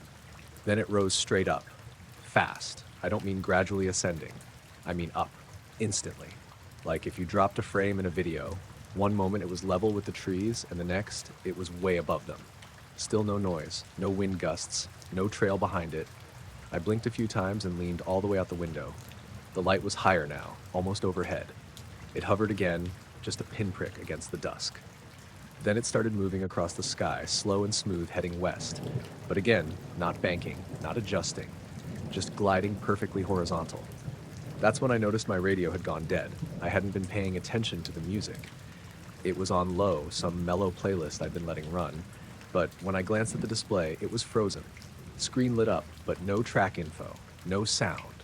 I tried turning the volume knob. Nothing. Pressed the power button. Still nothing.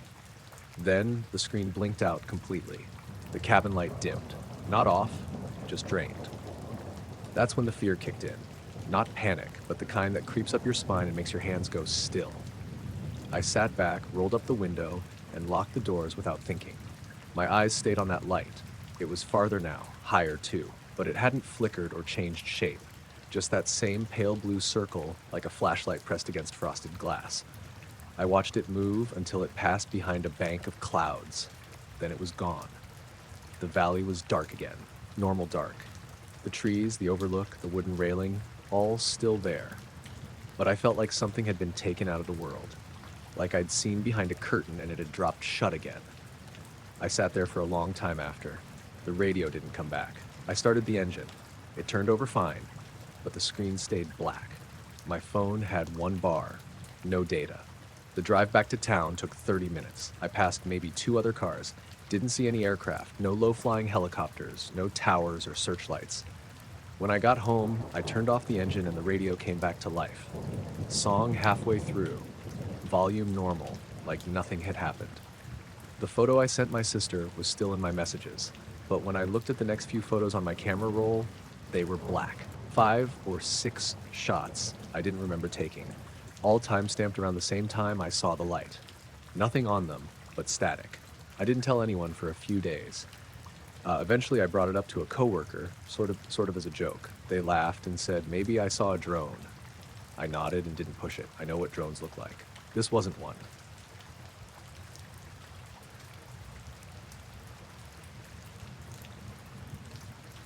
I I was working the night shift on the highway crew out near Cedar Creek, just outside of town. It was late spring, but the nights were still chilly, and the sky was mostly clear, with a thin layer of clouds drifting low enough to blur the stars. We were fixing a stretch of road that had been cracked by frost, and the bright floodlights on our truck lit up the site like a small day in the middle of the night. Our crew was just four of us: me, Jay, Marcus, and the foreman, Steve. We'd been rotating shifts for weeks, so this wasn't anything new. Usually the night shifts felt dull, just the sound of jackhammers and the hum of the lights, but that night, something felt off. We were halfway through the job when I noticed it first. There was this shadow that moved fast, way above us, passing over the lights. It wasn't like any bird or plane I'd ever seen. It was disc-shaped, or at least close to it, and completely silent. I pointed it out to Jay, and he saw it too. He's the skeptic in our group, but even he stopped mid-sentence to watch it drift across the sky. It disappeared behind the trees on the far side of the road. We joked about it for a bit, saying maybe it was some weird kind of drone, but none of us had ever heard of anything like that in these parts. We went back to work, but I couldn't shake the feeling that we were being watched. Around 2 a.m., the air got colder, and the clouds thickened. I was stacking cones near the edge of the road when headlights appeared through the fog, cutting straight through the mist. A black rental pickup pulled up slowly and stopped near our equipment truck. Steve walked over, squinting through the fog. A man got out of the truck. He was dressed in a black suit, but it was weird. The fabric looked too stiff and perfect, like it was brand new but somehow matte, not shiny. His shoes made no noise on the gravel, and he didn't say anything at first, just stared at us.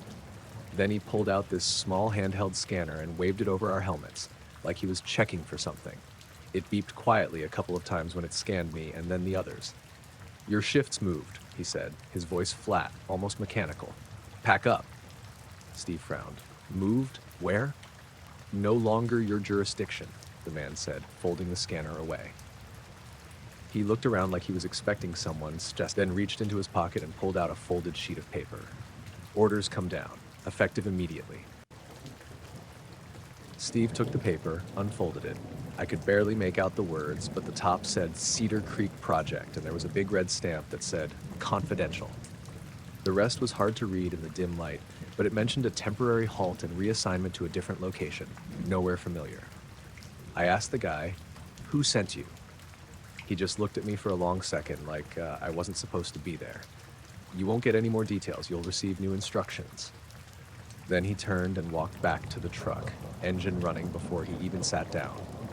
The headlights blinked once, and the truck disappeared into the fog just as suddenly as it had come. We all stood there, silent. Steve looked at the paper again and then crushed it in his hand. Jay broke the silence. "That's the weirdest shit I've seen on any shift." Marcus nodded. "You sure that wasn't some kind of prank?" I wasn't so sure.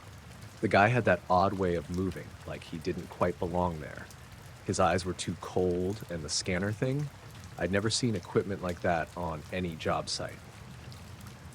We started packing up, but something didn't feel right. As we loaded the tools, I kept glancing over my shoulder, half expecting to see those lights or that shadow again. But the night stayed quiet. When we left, the road behind us was empty, like nothing had happened. The next day, no one mentioned the shift change. Steve called the dispatcher, but they said the schedule hadn't been updated and the project was still on. We tried to get back that night, but the gate to the worksite was locked. The official signs had changed too. New notices that weren't there before, warning about restricted access for safety reasons. The whole area felt sealed off, but no one could tell us why. Weeks later, I ran into a former coworker who works at the county office. I asked if he'd heard anything about Cedar Creek. He hesitated, then said, "Some people noticed strange lights out there, but nothing official. The whole thing's hush-hush now." That's all I got. I don't know what the shadow was or who that suited guy really worked for. But I know our shift ended that night, whether the paper said so or not. The whole thing just hangs there, like something you half see out of the corner of your eye, but when you look straight on, it's gone.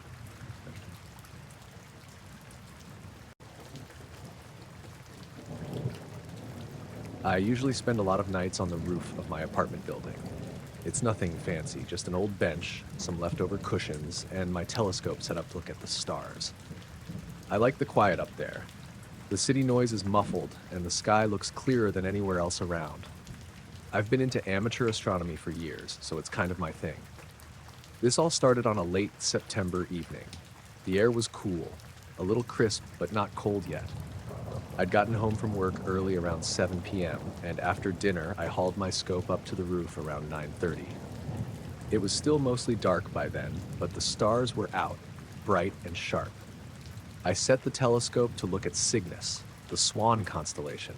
It's one of my favorites. I'd been tracking it for a while just to see how it moves through the night sky. Usually it shifts slowly, like everything else does, but this time something was off. When I lined up the scope, a star cluster in Cygnus moved, like it wasn't where it was supposed to be. At first I thought maybe I'd messed up the alignment or the coordinates. I double-checked my charts and my equipment, everything else was in place. The other constellations were exactly where they should be. But that part of Cygnus, a small group of stars near the tail, was shifted about 10 degrees to the west from where it was last time I checked. I stared at it for a while, blinking back and forth between my chart and the telescope's eyepiece. The stars themselves looked perfectly normal, steady, and bright, but the pattern was definitely wrong. I figured maybe it was a weird atmospheric thing or an optical illusion, so I stayed up watching for the next hour or so. The shifted cluster didn't move back. If anything, it stayed roughly in that position, almost like it was stuck. The next morning, I told my friend Leah about it. She's a geology student, not into astronomy, but she humored me.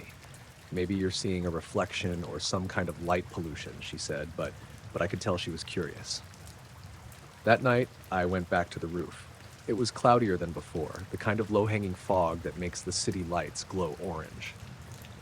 I still set up the telescope, but I wasn't expecting to see much. About 11 p.m., I noticed a black sedan parked across the street, right under the building.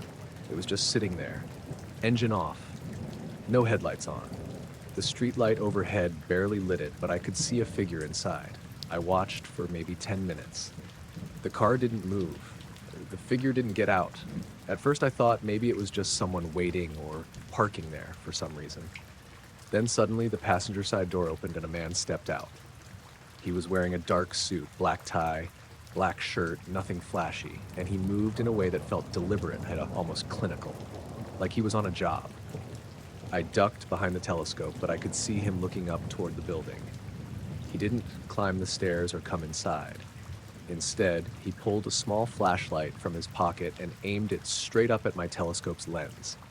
The light wasn't bright enough to blind me, but it caught the lens perfectly, reflecting a dull, greenish glow. I didn't know what to do. I froze for a second. He kept the flashlight aimed for maybe 20 seconds, then suddenly closed it and got back in the car.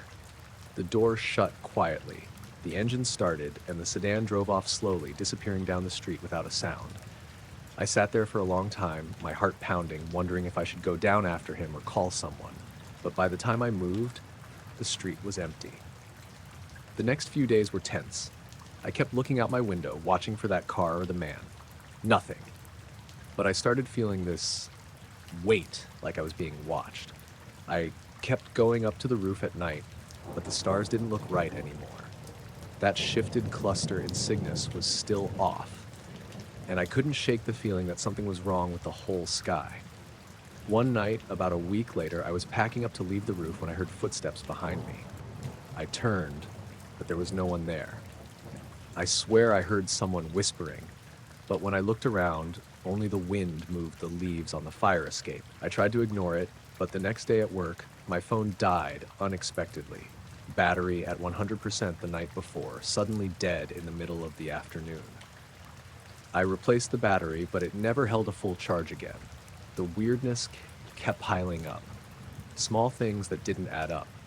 My laptop crashed the next night. My neighbor told me his Wi-Fi had been acting strange. Flickering lights, weird static.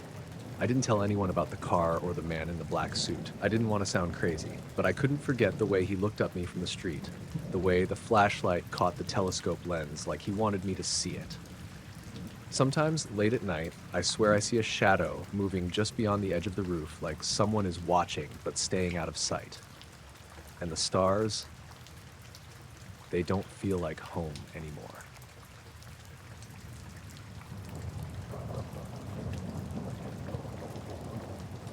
I was out on the edge of town past the last few houses where the streetlights stop and it's just dark. It was late spring, maybe early June, and the night was clear. The kind of night where the stars seem like they're spilling out across the sky. I'd brought a blanket and a thermos of tea, planning to just lie back and watch the sky for a while. Nothing special, just me trying to find some quiet after a long week at work.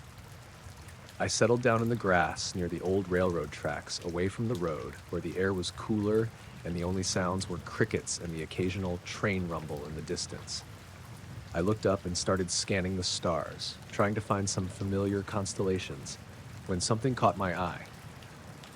There was this cluster of stars, part of the handle of the Big Dipper, I think. But they weren't steady like the others. They seemed to flicker or dim in a pattern that didn't make sense, like someone was slowly turning a dimmer switch on and off. I blinked a few times, thinking maybe my eyes were just tired or my brain was playing tricks on me, but the pattern stayed, regular and subtle, not a natural flicker. I pulled my jacket tighter around me and kept watching. The stars didn't come back to normal brightness, and after a few minutes, I realized I was holding my breath without noticing. I looked around, half expecting someone else to be out there with me, or maybe some kind of light from a plane or satellite, but there was nothing, just the dark sky and those dimming stars. That's when I noticed headlights coming up the gravel road nearby. At first, I thought it might be another stargazer or maybe someone out for a late night walk, but the car slowed down when it got close to me.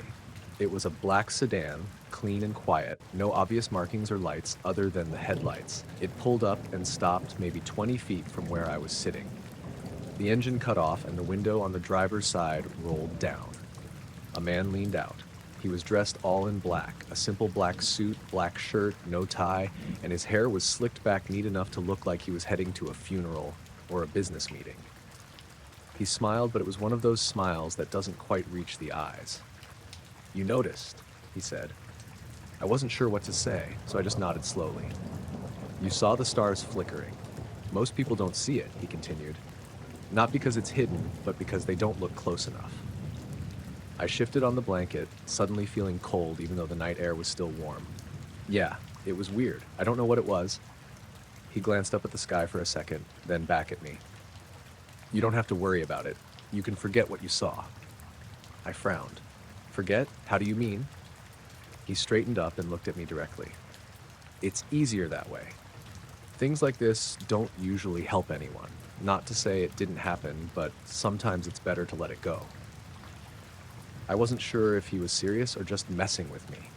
"Why are you telling me this?" He leaned back into the car and gave a short laugh that didn't sound amused. "Because sometimes people see things they shouldn't.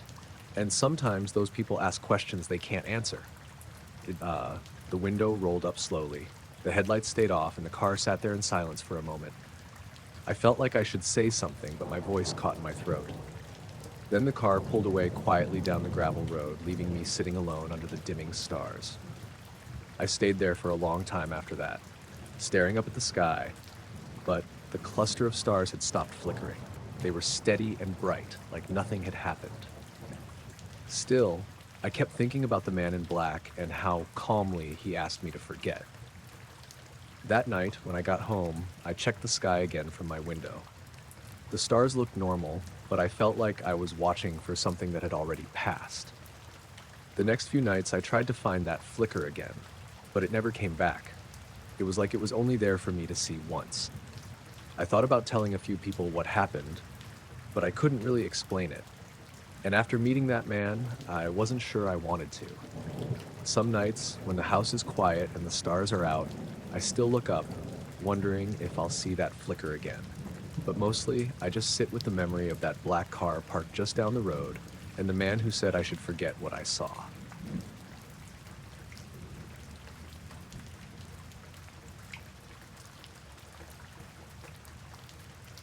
We were hiking out near the Trinity site. Not the actual blast zone that's fenced and locked, but there's BLM land all around it, mostly flat desert with these dry riverbeds and old crumbling fence posts half buried in sand. You can still find old radiation warning signs rusting in the brush if you look. We weren't trying to do anything spooky or off limits. My girlfriend Eliza had this goal to hike every marked trail in southern New Mexico before the year was out, and this one, a stretch near Mockingbird Gap, was on her list. It's not popular. No shade, no water. The guide site called it featureless, but historically notable. We parked just off the highway around 7:30 a.m., sun already hot even in October. We packed light, water, dried fruit, first aid, my Garmin watch, and Eliza's GPS app running on her phone. She liked to record our hikes. Usually the GPS logs matched up exactly, even if the cell signal was spotty. We started off heading east on a dirt track that cut through an old cattle gate. The trail follows what used to be a supply road during the Manhattan Project, though you wouldn't know it. Just gravel and scrub and endless yucca plants. We passed a dead coyote about an hour in, nothing fresh, just picked clean and sun-dried. I only mention it because Eliza made a joke about it being a bad omen. Should have brought sage, she said. It was flat the whole way. Easy walking. The heat shimmered over the sand like water, and the farther we went, the less there was to see. I remember Eliza checking her phone and saying we'd done 3.8 miles and were making good time. We took a break under what little shade the side of a small, rocky outcrop gave us. It wasn't much. After that, the trail sloped down into an arroyo, dry, cracked earth with a few odd animal tracks, and curved toward a low ridge. That's where things get hard to explain. We were walking side by side, not talking much, just the crunch of our boots and the wind. Then we both stopped at the same time. No sound, no wind, just dead still. That's what hit me first, the silence. You expect quiet in the desert, but this was different, oppressive. Not a single insect, not a single bird. The air felt heavy, like walking into a sealed room. Eliza turned to me and said, "Do you hear that?" I said, "I don't hear anything." She looked off to the right, toward a dry ridge about 30 yards off trail. I thought I heard something metallic, like a chain dragging. I didn't, but I nodded. We both stood there for maybe 30 seconds, just listening. Then I can't say what changed. There was no flash, no sound, no sudden feeling. But the light shifted, like the sun had moved behind clouds, only there weren't any. Everything felt flat, like contrast had been turned down. We kept walking. I don't remember deciding to. We just started moving again, like nothing happened. The next thing I remember clearly is the wind coming back. Just a little breeze, but enough to make the brush sway. And then the heat hit me all at once, like I'd just stepped back into it. I looked around, confused, because the arroyo looked deeper. The ridge we were approaching was closer than it should have been. Eliza was ahead of me now, maybe 20 feet, squinting at her phone. She stopped and called back. Did we miss a turn? I caught up. She showed me the GPS track. The blue line just skipped. One moment we were half a mile back. The next it resumed a mile farther along. No zigzag, no drift. Just a hard jump, like someone cut a chunk out of the recording. I checked my Garmin. Same thing. There was a gap, exactly 58 minutes missing. No heart rate, no elevation gain, no pace data. 1 second I was walking at 3.2 miles per hour. Next, nothing. Then back to normal, like we'd never stopped. We just stood there staring at our screens, trying to make sense of it. The sky was the same, no signs of a storm. We weren't dizzy, no headaches, nothing felt off in our bodies. I said maybe it was a bug, a GPS hiccup, but 2 devices, same stretch, same exact time. Didn't feel right. We turned back. Neither of us said much. The silence had crept back in, too. Not total, but wrong somehow. The wind sounded muffled, like it wasn't reaching us. Every step echoed. It's hard to explain. About halfway back, Eliza stopped and pointed to something sticking out of the sand. Looked like a rod at first, metal, maybe 2 feet long, angled upward like an antenna.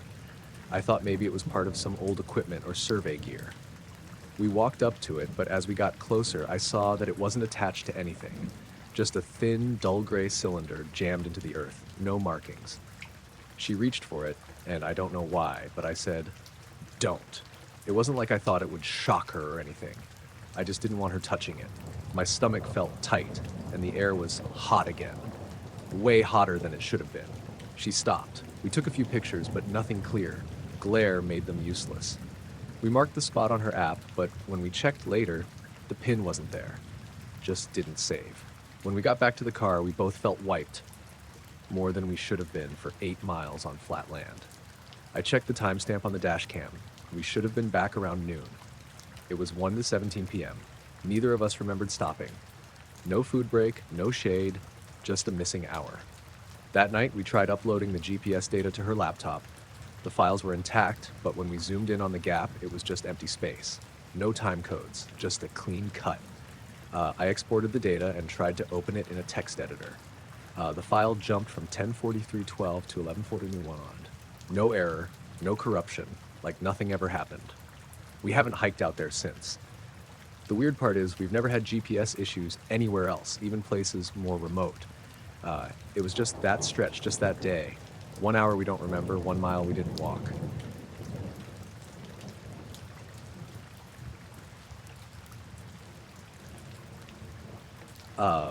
I was out checking the south pasture around 2 a.m. early November. I know that sounds weird. Most people don't walk fence lines in the middle of the night, but I'd heard the cattle stirring from the house, and when you've lived out here long enough, you get a feel for what's normal and what's not. This wasn't coyotes. The movement was different, heavier, more spread out. The ranch is about 12 miles east of Tonopah, mostly open range and sagebrush, with a few clusters of old juniper out near the hills. Closest neighbor is 5 miles south.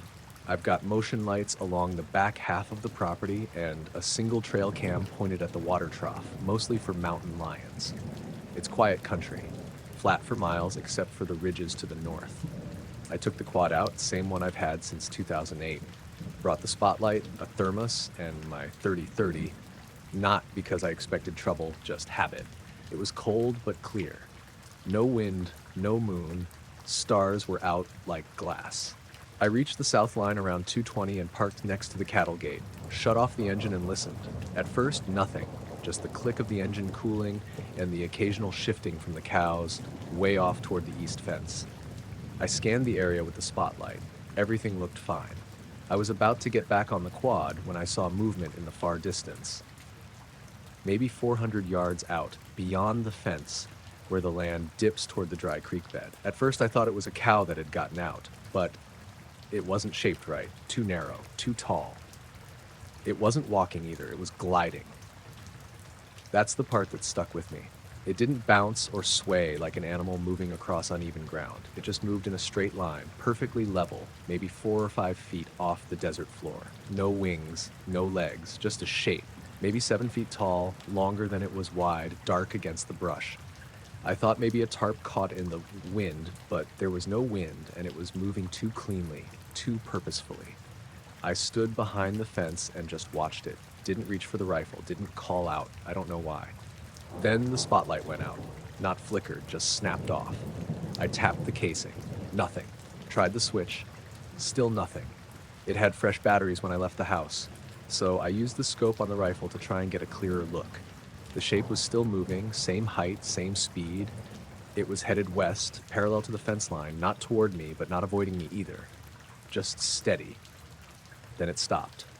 Dead stop. Mid-air, like it had hit an invisible wall. I lowered the rifle and blinked a few times, thinking maybe I was imagining it, but it was still there, perfectly still, hovering above the brush. That's when the air changed. It got heavier. My ears popped, like I'd gone up too fast in an elevator. The hairs on my arms stood up, even under the jacket. It was the same feeling you get right before a big thunderclap, but the sky was silent. I looked up, thinking maybe there was something above me, but the stars were all in place. Nothing blocked them. No sound, no wind. Just pressure. Then the quad's instrument lights started blinking. The fuel gauge spun in a full circle and the odometer reset itself. Radio turned on for half a second, just static, then cut off again. The engine didn't start, but the starter clicked once, even though the keys were in my coat pocket. That thing in the field still hadn't moved. I backed away from the gate slowly, maybe 10 steps, then stopped. I didn't want to turn my back on it. About a minute later, hard to say exactly, it started moving again. Same direction, same height, same speed, like nothing had happened. The second it started moving, the air snapped back to normal. Ears popped again, but in reverse. I could hear the cattle shuffling around in the dark. I watched it until it passed behind a small rise near the creek bed. Never reappeared. I waited another 10 minutes before getting back on the quad. The instrument panel came back to life like normal. Spotlight still wouldn't turn on. When I got back to the house, I checked the trail cam footage. Nothing but a static frame from 217 to 228. Just froze on a single image of the empty water trough. The time kept ticking, but the image didn't change. Next morning, I went back to the spot with the dogs. No tracks, no marks in the dust, fence was untouched. I didn't tell anyone for a while. Eventually, I mentioned it to my neighbor, Kyle, over beers. He just nodded and said he once saw something similar near the same creek bed, maybe 6 years ago. He didn't offer details, and I didn't ask. I still walk the fences at night, still ride the same quad, but I don't park near that stretch anymore.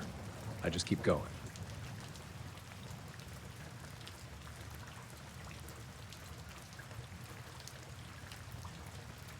I was stationed at a small radar facility outside Minot, North Dakota back in 2006. Not the main Air Force base. This was one of those satellite installations nobody really talks about. Just 3 concrete buildings, a perimeter fence, and a bunch of radio towers pointing every direction. Most nights were dead quiet. Snow half the year, wind the rest. I was 27, ex-Navy, working contract as a comms tech. The kind of job where you sit in a chair for 12 hours and maybe get up twice, just monitoring systems, checking logs, keeping everything running. 4 of us on rotation, 2 inside the ops trailer, 2 in the maintenance building. Nights were usually just me and a guy named Cole Varga. He was older, Army background, I think, quiet type, never talked about himself unless you asked directly. The first time it happened, I didn't even notice. It was late January, around 2 a.m., and we were midway through a blizzard warning. Visibility was crap. I was logging routine static bursts on one of the long-range bands when Cole came in from his smoke break looking weird. He stood by the door, brushing snow off his jacket, and said, "You feel that?" I said, "Feel what?" He looked out the window, then glanced at the wall clock. "Never mind," he said. "Happens sometimes, usually Wednesdays." I thought he was just messing with me. Guys get bored, say weird stuff. But the next week, same shift, same time, he asked again, "You hear anything?" I said no, just the wind. He shook his head. Shouldn't even be that. He told me without looking up from his screen that every Wednesday at 2:13 a.m., the sky above the site went quiet. That was the word he used. Not dark, not empty, quiet. Like the whole thing, stars, clouds, satellites, got turned off for a few seconds. Said it started after some equipment was swapped out in late 2004. New tower, new dish. No explanation. I asked what he meant by quiet, and he said, "You'll know it when it happens." Third week, I stepped outside to check the tower lights like I was supposed to. It was cold enough to freeze the hair inside your nose, so I didn't linger. But just as I turned back toward the door, I realized the wind had stopped. Like, completely. I looked up, the stars were gone. All of them, no clouds, no haze, just black. It wasn't overcast, it was like someone put a lid over the sky. I held my breath, listening. No hum from the towers, no rustle from the snow-covered grass. Even the power lines weren't buzzing. Just this crushing silence, like being deep underwater. It lasted maybe 5 or 6 seconds. Then everything came back. Wind hit my face, antennas whined. A few stars reappeared. I went back inside. Cole didn't say anything at first. Then he looked up from his coffee and said, "See what I mean?" I didn't know what to say. I told him maybe it was cloud cover. He laughed once and said, "Clouds don't kill EM bleed, not like that." The next few weeks, I started checking the time. I'd go outside around 2:10 every Wednesday just to see, and it happened then. Not always the same, but close enough. Once, all the exterior lights dimmed like a brownout, but only for a few seconds. Another time I saw a shape, long and flat, blocking out the stars directly above the far tower. No sound, no movement, then gone. By March, I started noticing other things. One night, the seismic sensors we had buried behind the generator registered 3 massive pressure spikes, like something enormous passed overhead at low altitude. Nothing visual, just that same dead silence and then a return to normal. Cole marked the logs like usual, but didn't flag it. He said, "Command doesn't want it flagged." I asked who told him that, and he just shrugged. People up the chain. April, we had a systems check scheduled during that window.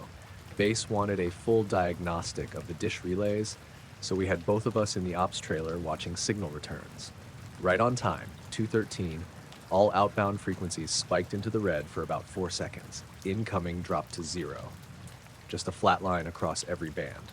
Then the screens blinked twice and reset like nothing happened. Cole leaned back in his chair, arms crossed. "That's new," he said. That same night, the backup clocks jumped forward by 3 minutes. Main clock stayed the same. GPS sync showed no error. But I watched the digital readouts change. Not slowly, not a glitch. Just straight from 214 to 217. We had to recalibrate them manually. Cole logged it, but again, no flags. The weirdest part came in late May. It was still cold, snow melting off in patches, and I'd gotten in the habit of bringing a camera out during those early morning checks. Just a basic DSLR with night mode. That night, I set it on a tripod near the eastern fence. Pointing straight up, I triggered a 10-second exposure at exactly 2:12:50 a.m. After the silence passed, I went back to check the shot. Looked normal at first. Then I zoomed in. There was something faint near the center.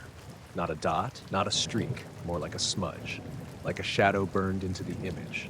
Long and wide and slightly curved. No lights, no definition.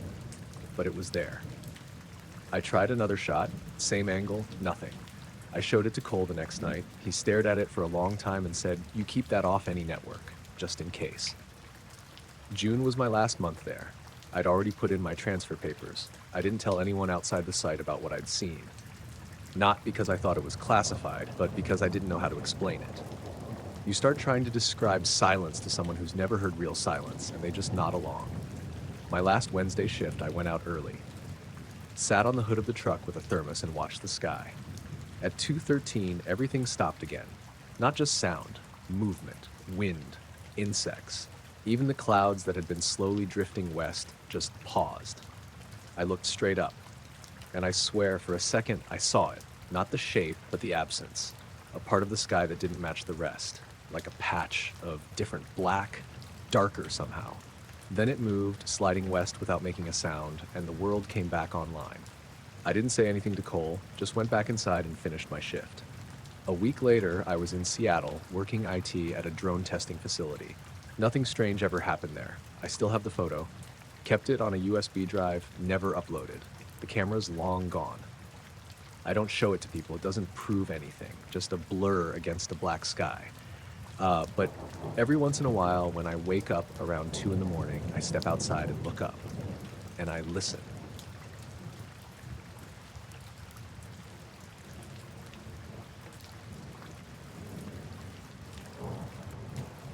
I was flying a solo night leg from Reno to Elko, doing some mountain time in a rented Cessna 172 for my commercial hours.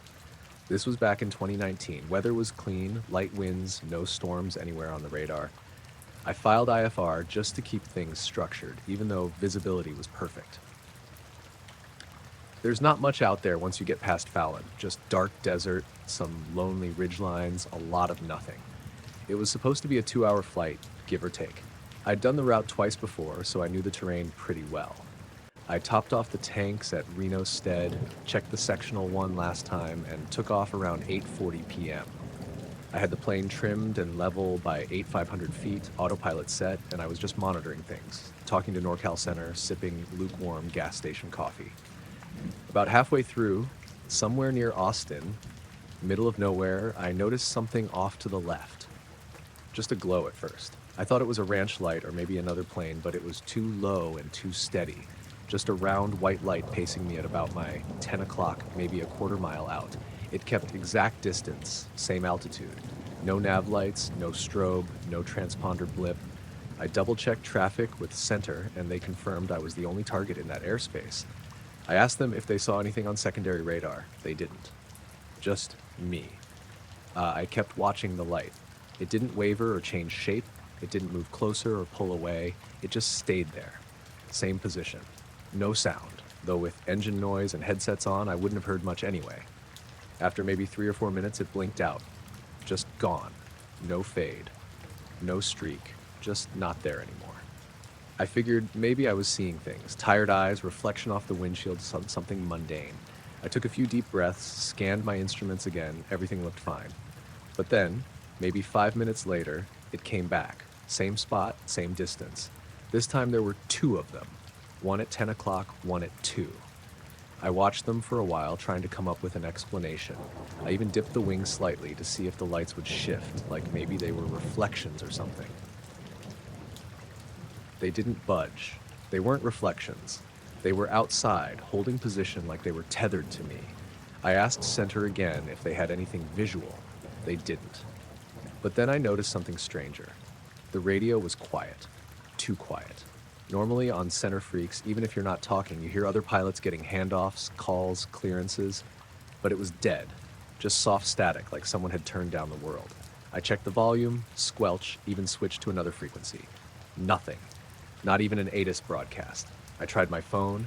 No bars, not even emergency call mode, just the no service banner, which was odd. I'd had 2 bars earlier. At that point, I started to feel off, like I was too aware of the silence. My hands felt slow, like they were moving through syrup. My headset felt tighter than usual, like the pressure was building inside the cabin. And then the lights started to move. They didn't bank or turn, they just shifted. Instant relocation. 1 second they were at my sides, next second they were behind me. Still pacing, same speed, but now they were pulsing slightly. White to a pale bluish green, then back to white. No pattern, just irregular pulses, like breathing. I remember reaching for the throttle out of instinct, but I wasn't even sure what I was going to do. Outrun them? Then everything cut out. Not the engine. That kept running, but everything else. My headset went dead. Panel lights gone, radio's blank, even the transponder. No warning, no flicker, just total electrical silence. I should have declared an emergency, but I didn't even have power to squawk 7600. I was just flying blind. I didn't panic. I remember that clearly. It was more like my brain just locked into neutral. I kept flying, kept the wings level, but everything around me felt wrong. Like the air was thicker. Like time had slowed down. There was a moment, maybe just a second, maybe longer, where the lights behind me moved forward again. They passed along each side, so close I could see the glow reflecting off my wing struts. No noise, no turbulence. They just slid by and stopped ahead of me, one to the left, one to the right, same distance as before. Then I was talking to Center again. Their voice cut in mid-sentence like a radio picking up signal after a blackout. I didn't even realize I was holding the PTT switch. Sierra 329er, do you copy? I was back on frequency. Panel lights were on, transponder flashing, GPS tracking again. I looked around. The lights were gone. I checked the time.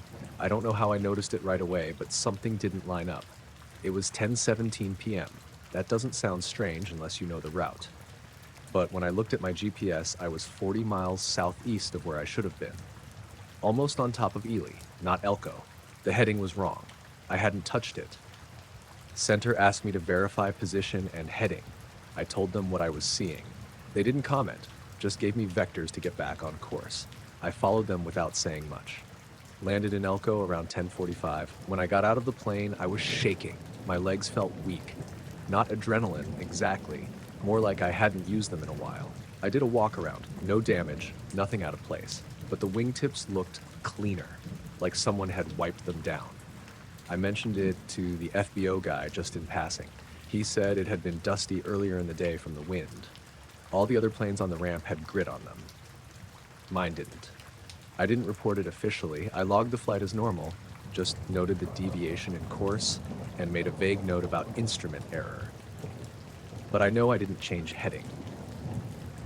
There's no way I ended up 40 miles off course in straight and level flight without realizing it. And there's no way 7 minutes of radio silence accounts for that much drift. I still fly. A lot, actually. I like being up there. But I don't do night flights alone anymore. And I don't fly that corridor unless I absolutely have to. Because sometimes when I'm high over the desert, I still catch myself glancing to the left. Just in case something's there.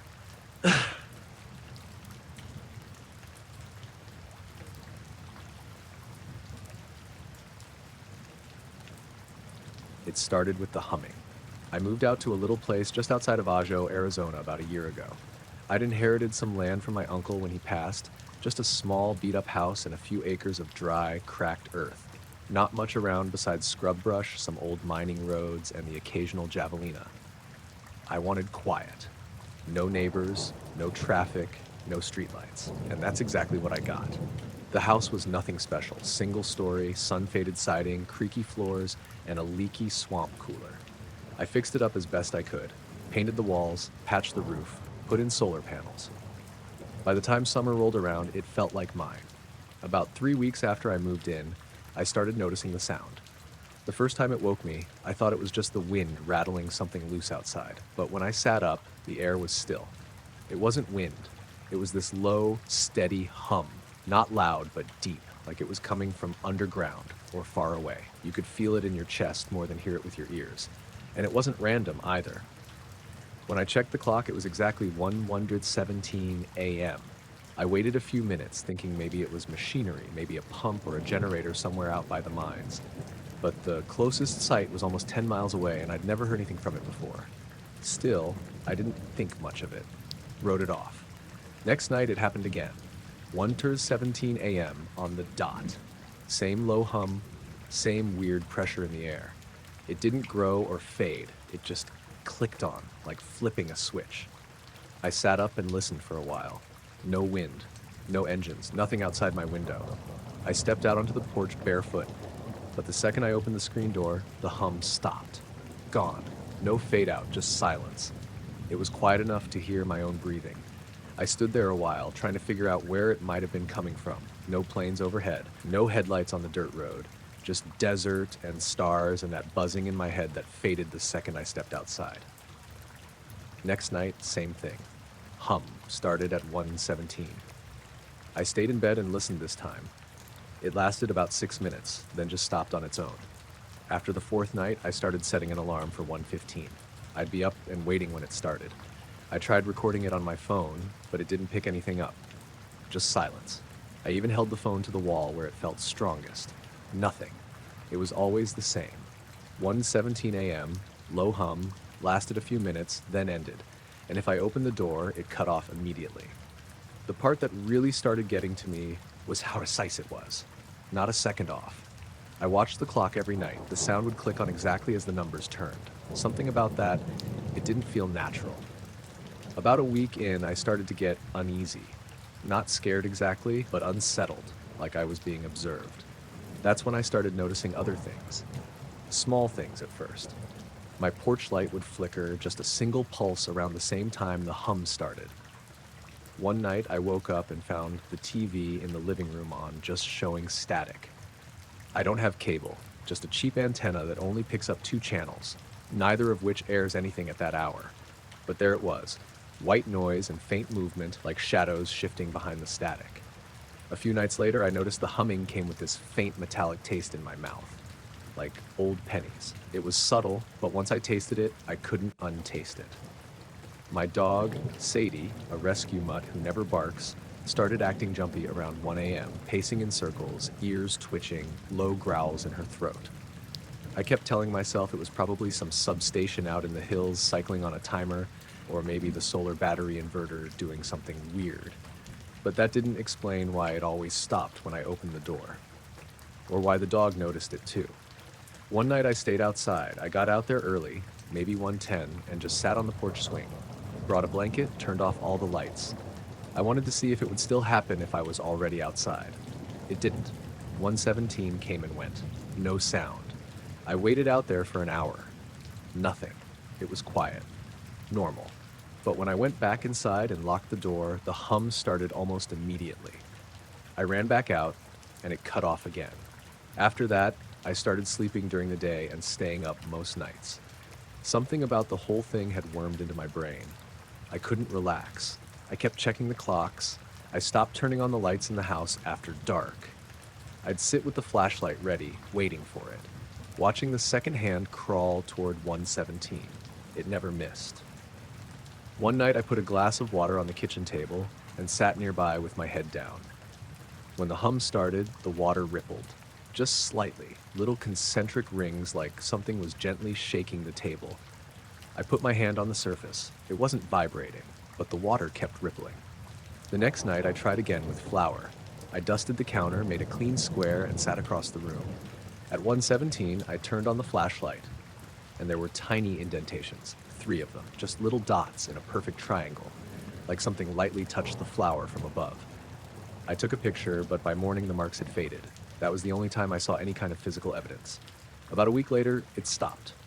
Just stopped. No change in routine, no warning. One night it didn't come. I waited. Nothing. I stayed up until 3, listening. Slept on the couch just in case. Still nothing. Next night, same. It's been almost 5 months now. Haven't heard the sound again, but I still wake up at 1:17 sometimes, like my body got trained to expect it. Sadie still twitches in her sleep around that time. The weirdest part? Last week, I found something on the side of the house, high up, almost to the roof. It looked like a burn mark, maybe 3 inches across. Smooth edges, barely visible unless the light hits it right. It's shaped like a circle with a smaller circle inside. I never noticed it before, but it's there now.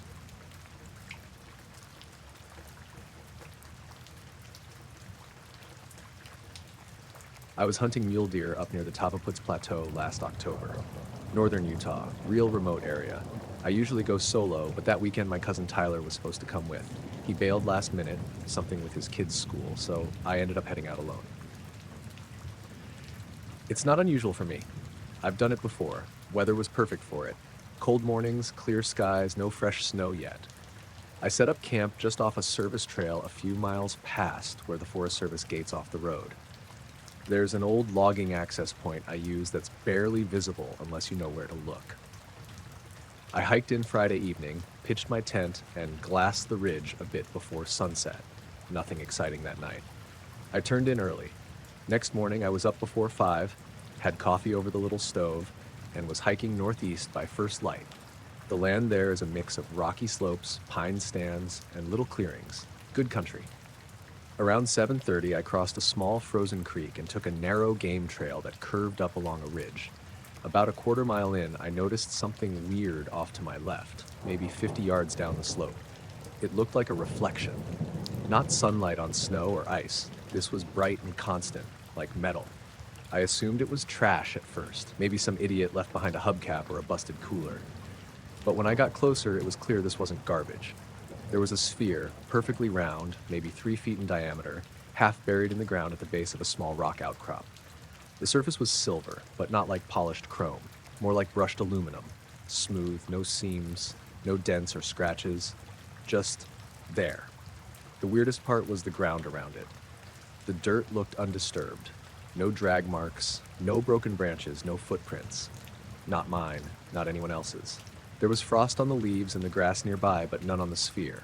It wasn't even cold to the touch. I reached out and laid my hand on it. Warm, not hot. Warmer than the air, anyway. I crouched down, looked for markings. Nothing. No writing, no lights, no indication of what it was. Just this metal orb sitting where it shouldn't be. I spent maybe 15 minutes just circling it, trying to make sense of how it got there. No sign of impact, no crater. It hadn't fallen from above. It looked placed. I thought about trying to move it, but it was lodged too deep in the soil. I nudged it with the toe of my boot. It didn't budge. After a while, I started to feel strange.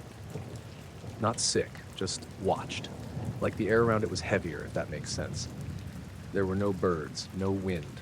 My ears felt kind of stuffed, like when you drive up a mountain too fast. I took out my phone to get a picture, and the camera app wouldn't open. I restarted it, but the screen stayed black when I tried again. I checked my GPS app next, and it froze completely. Battery dropped from 76% 0 while I watched. Dead. Just like that. I carry a backup battery pack. It didn't work either. I even pulled out my little Garmin unit, which always works out there. It wouldn't boot up. No screen. I remember thinking it must have been a solar flare or something, like though I've never had gear act like that before. After standing there for too long trying to figure it out, I decided to head back. I marked the spot in my mind. Big split pine just up the ridge, rocky outcrop to the west, frost-patched clearing. It wasn't far from camp, maybe a mile and a half. Back at my tent, everything worked fine. Phone turned on, GPS reset, no issues. I even took a picture of the stove to make sure the camera was okay. I thought maybe I just hit some weird dead zone, though I'd never run into one like that before. That night, I didn't sleep great, kept waking up and listening. It was dead quiet. No wind, no critters, not even the usual rustling in the brush. The woods just felt paused. I woke up early again Sunday and decided to check the sphere one more time before heading home. I wanted to take a real photo, maybe try digging around it a bit more. When I got back to the spot, it was gone. The clearing was still there. The rock outcrop, the pine, the frost, everything where it should be. But the sphere was just not there anymore. No hole, no tracks, no signs it had ever been there at all. The dirt wasn't disturbed. There was even undisturbed frost right where the base of the sphere had been. It looked like nothing had touched that spot in days. I walked in circles for a while, convinced I was in the wrong place, but I wasn't. I checked the landmarks again and again. Same ridge, same split pine, same angle of the sun. I knew where I was. I just didn't know what had changed. I packed up camp before noon and hiked out faster than usual. Didn't eat breakfast, didn't even make coffee. I kept checking behind me like something was going to step out of the woods. Once I got back to the truck, I drove into Vernal and stayed at a cheap motel. I didn't want to sleep out there again. Since then, I've told exactly 2 people, Tyler and a friend I've hunted with a few times. Neither believed me. Can't blame them. If someone told me this story, I'd probably think they were full of it too. But I know what I saw. I touched it. I still think about how it felt under my hand. Smooth, warm metal in freezing air, like it was waiting for something.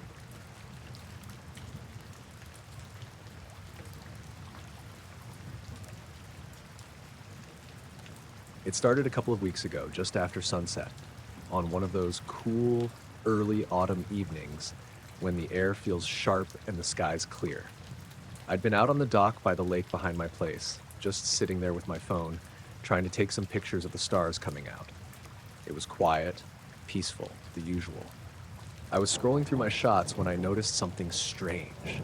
Off toward the middle of the lake, just above the water, there was this shape, like a dark silhouette hovering. It wasn't moving like a bird or a plane, it just stayed there, completely still. No blinking lights, no sound, nothing. I thought maybe it was a trick of the light or some weird cloud, but the shape was solid, sharp against the sky. I aimed my phone camera at it and zoomed in as best as I could. It was smooth, kind of oval, but it wasn't shiny or reflective, just matte black. I kept watching, and after a few minutes, it slowly began to drift sideways just a few feet at a time.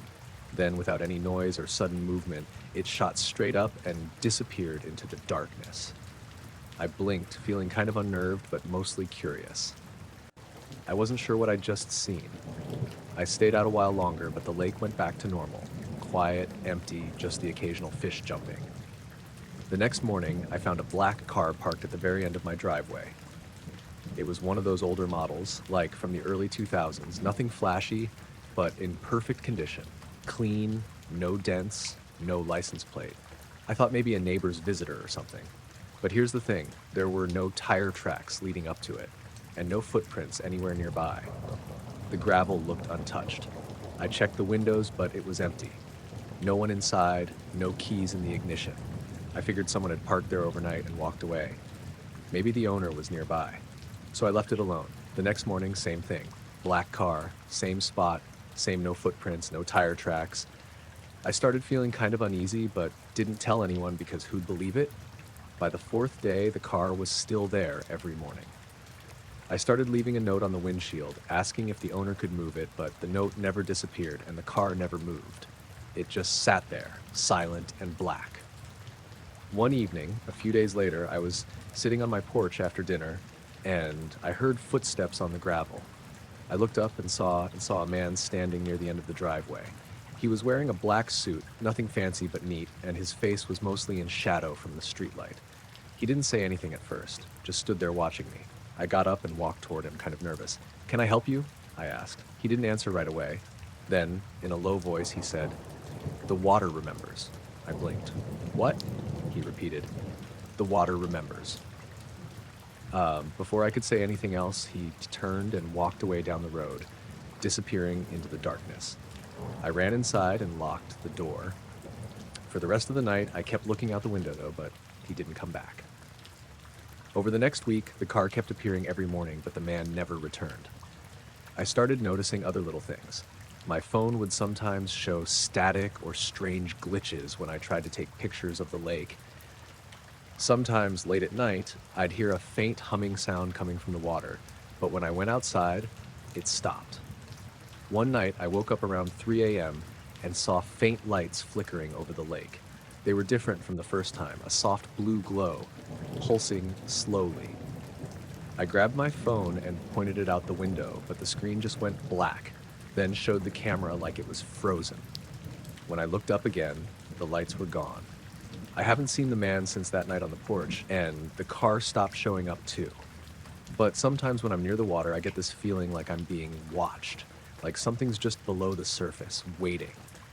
And the memory of those words, "the water remembers," keeps playing over and over in my head.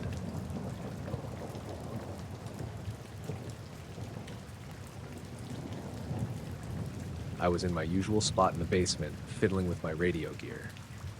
My name's Caleb, and I've been into amateur radio since I was a kid. I like the quiet, the static, the way you can sometimes catch odd signals from far-off places or weird bursts of noise no one can explain. I have a pretty basic setup, nothing fancy, just a transceiver hooked up to a homemade antenna on the roof of my small house on the edge of rural Vermont. Nothing special, but it's my hobby and a way to disconnect from the usual chaos. This was late April, early spring, and the weather outside was cool but clear, the kind of night where the air smells like fresh earth and damp leaves. I usually get on the air around 10 p.m. just to see what's out there. This night I was scanning through the HF bands, mostly listening, occasionally calling out for anyone who might respond. The house was quiet, my dog curled up beside the desk, and everything was normal until just after 11 p.m. That's when I started hearing it. At first it was subtle, a faint clicking, almost easy to miss, but steady. I adjusted the frequency a bit, curious. The clicks weren't random or scattered, they came in a perfect rhythm. 3 clicks, spaced evenly, then a pause, about 11 seconds before the pattern repeated exactly the same way. 3 clicks, pause, 3 clicks, pause. Over and over. I checked my equipment, thinking maybe it was a fault, interference from something in the house or outside. But all my gear was clean. The signal was coming in clearly, without distortion, and it didn't match anything I'd heard before. The clicks were sharp like Morse code, but no letters or words I could make out. Just the same pattern over and over for about 40 minutes. I grabbed my Nook and started timing the intervals. It was precise. 11 seconds on the dot between the triplets. Not off by a fraction of a second, not speeding up or slowing down. It was mechanical in its consistency, but also deliberate. I tried calling out on the frequency. Nothing. No response, no crackling voices, just the clicks repeating. I switched bands, tried to find a pattern or other signals around it, but the clicks only appeared on that one frequency. It was like it was waiting, broadcasting quietly into the night. Around midnight, I went outside to check the antenna. The air was crisp, and the sky was clear, stars sharp against the dark. No planes, no satellites blinking overhead. The neighborhood was still, just the soft hum of distant traffic and the occasional rustle of trees in the breeze. I looked up for a minute, thinking maybe I was projecting meaning onto a simple mechanical noise. But the clicks kept coming through the radio, steady and unchanging. Back inside, I started scanning with the spectrum analyzer on the receiver. The clicks weren't associated with any obvious signal spike or modulation. It was just a sharp pulse, 3 distinct taps repeated every 11 seconds. I felt this strange sense of anticipation, like I was waiting for something to happen. But the clicks never changed. They just kept going. Around 11:40, the clicks stopped abruptly, like someone had flipped a switch. Silence. Static returned to the channel. I sat there for a minute, fingers frozen on the dial, waiting for the pattern to start again. But it didn't. I figured maybe it was a test signal, a beacon from some experimental transmitter or a weird form of digital communication I'd never heard of. But I couldn't find any info online or in the radio forums. No announcements, no chatter about anything similar. The next morning, I told a couple of friends who are also ham radio operators. Some shrugged it off, others said maybe a faulty device or interference from a satellite, but none could explain the perfect timing or why it was just 3 clicks repeated so precisely for 40 minutes. A few days later, I tried tuning back in at the same time on the same frequency. Nothing.